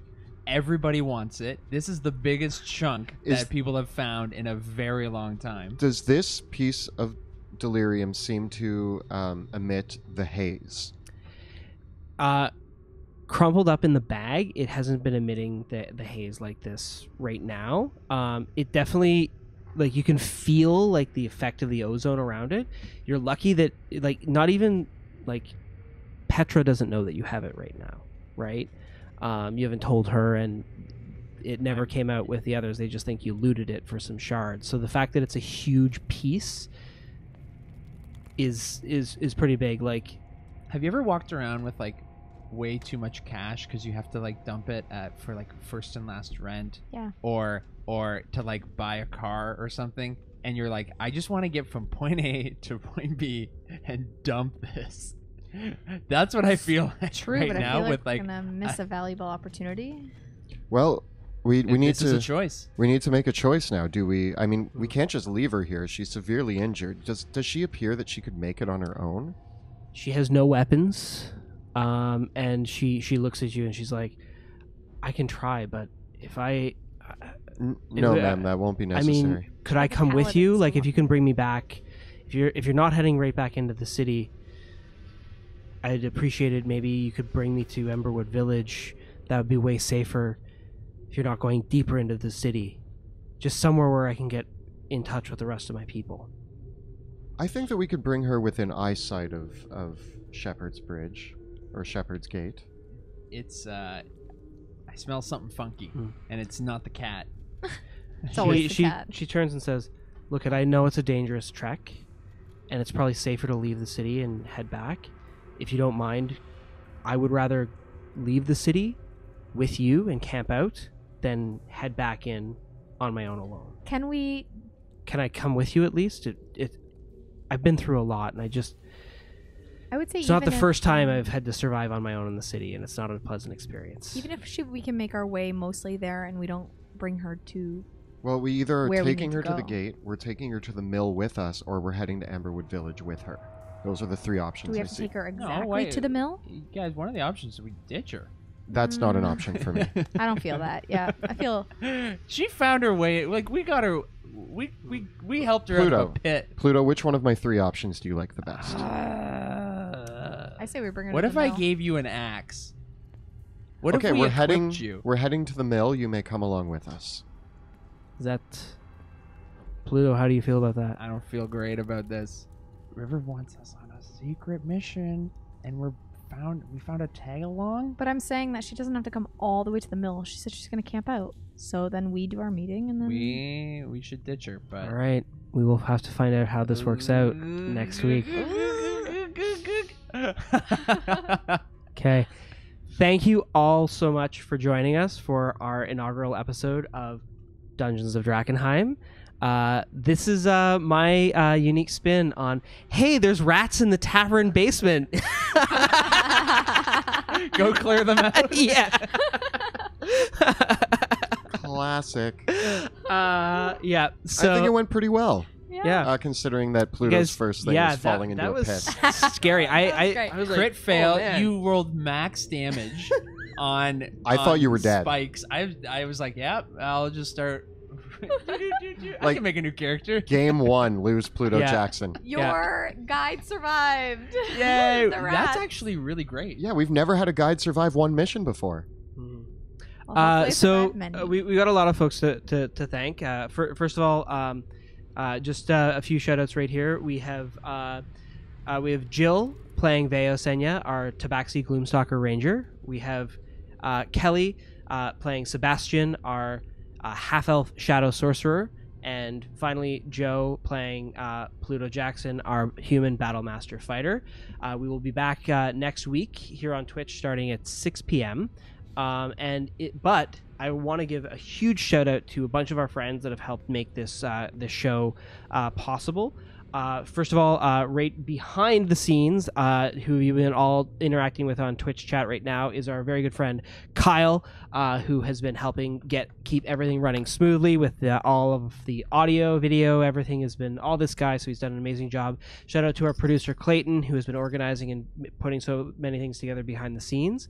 A big thank you to Chris at Axe and Shield for sending us an awesome initiative counter. It literally arrived in the mail this morning. So it was awesome to get to use it today. He's also got some other fun toys for us to check out. We did have some background music playing that was generously provided by Tabletop Audio. And in addition to some awesome voice work from 100 Years Bore, who streams here on Twitch as well, who did the voice work for the introduction, is totally worth checking out. Who else do we have to thank, Kelly? Oh, boy. Well, I do also want to thank Jill for the artwork that she contributed to that and intro yourself video. as well. We mentioned Tabletop Audio. I also... do we have anybody else to thank? Well, we did have an awesome setup by Dwarven Forge in front of us. As I said, we still haven't got a third camera set up for the overhead stuff. We're kind of working out the logistics on that. So if anyone watching tonight has any ideas or any leads on us for a good solution for that, we'd really, really like to know. If you have any ideas. But we have a cool Dwarven Forge setup. We've taken some photos of it, so we will get that up as well, so you can see what it looked like. And we will try and figure out a solution for that in the future, because it's a really big part of our game. Yeah, we do really want to Yeah. show off our awesome Dwarven Forge sets. They've been such an awesome part of our D&D games, and yeah, thanks to them. Yeah. So thank you all so much for watching. We had a wonderful time, and we'll see you next week in the Drakkenheim. dungeon. In the dungeons of Drakkenheim. In the dungeons of Drakkenheim. Awesome. Thanks so much. See you next time, Twitch.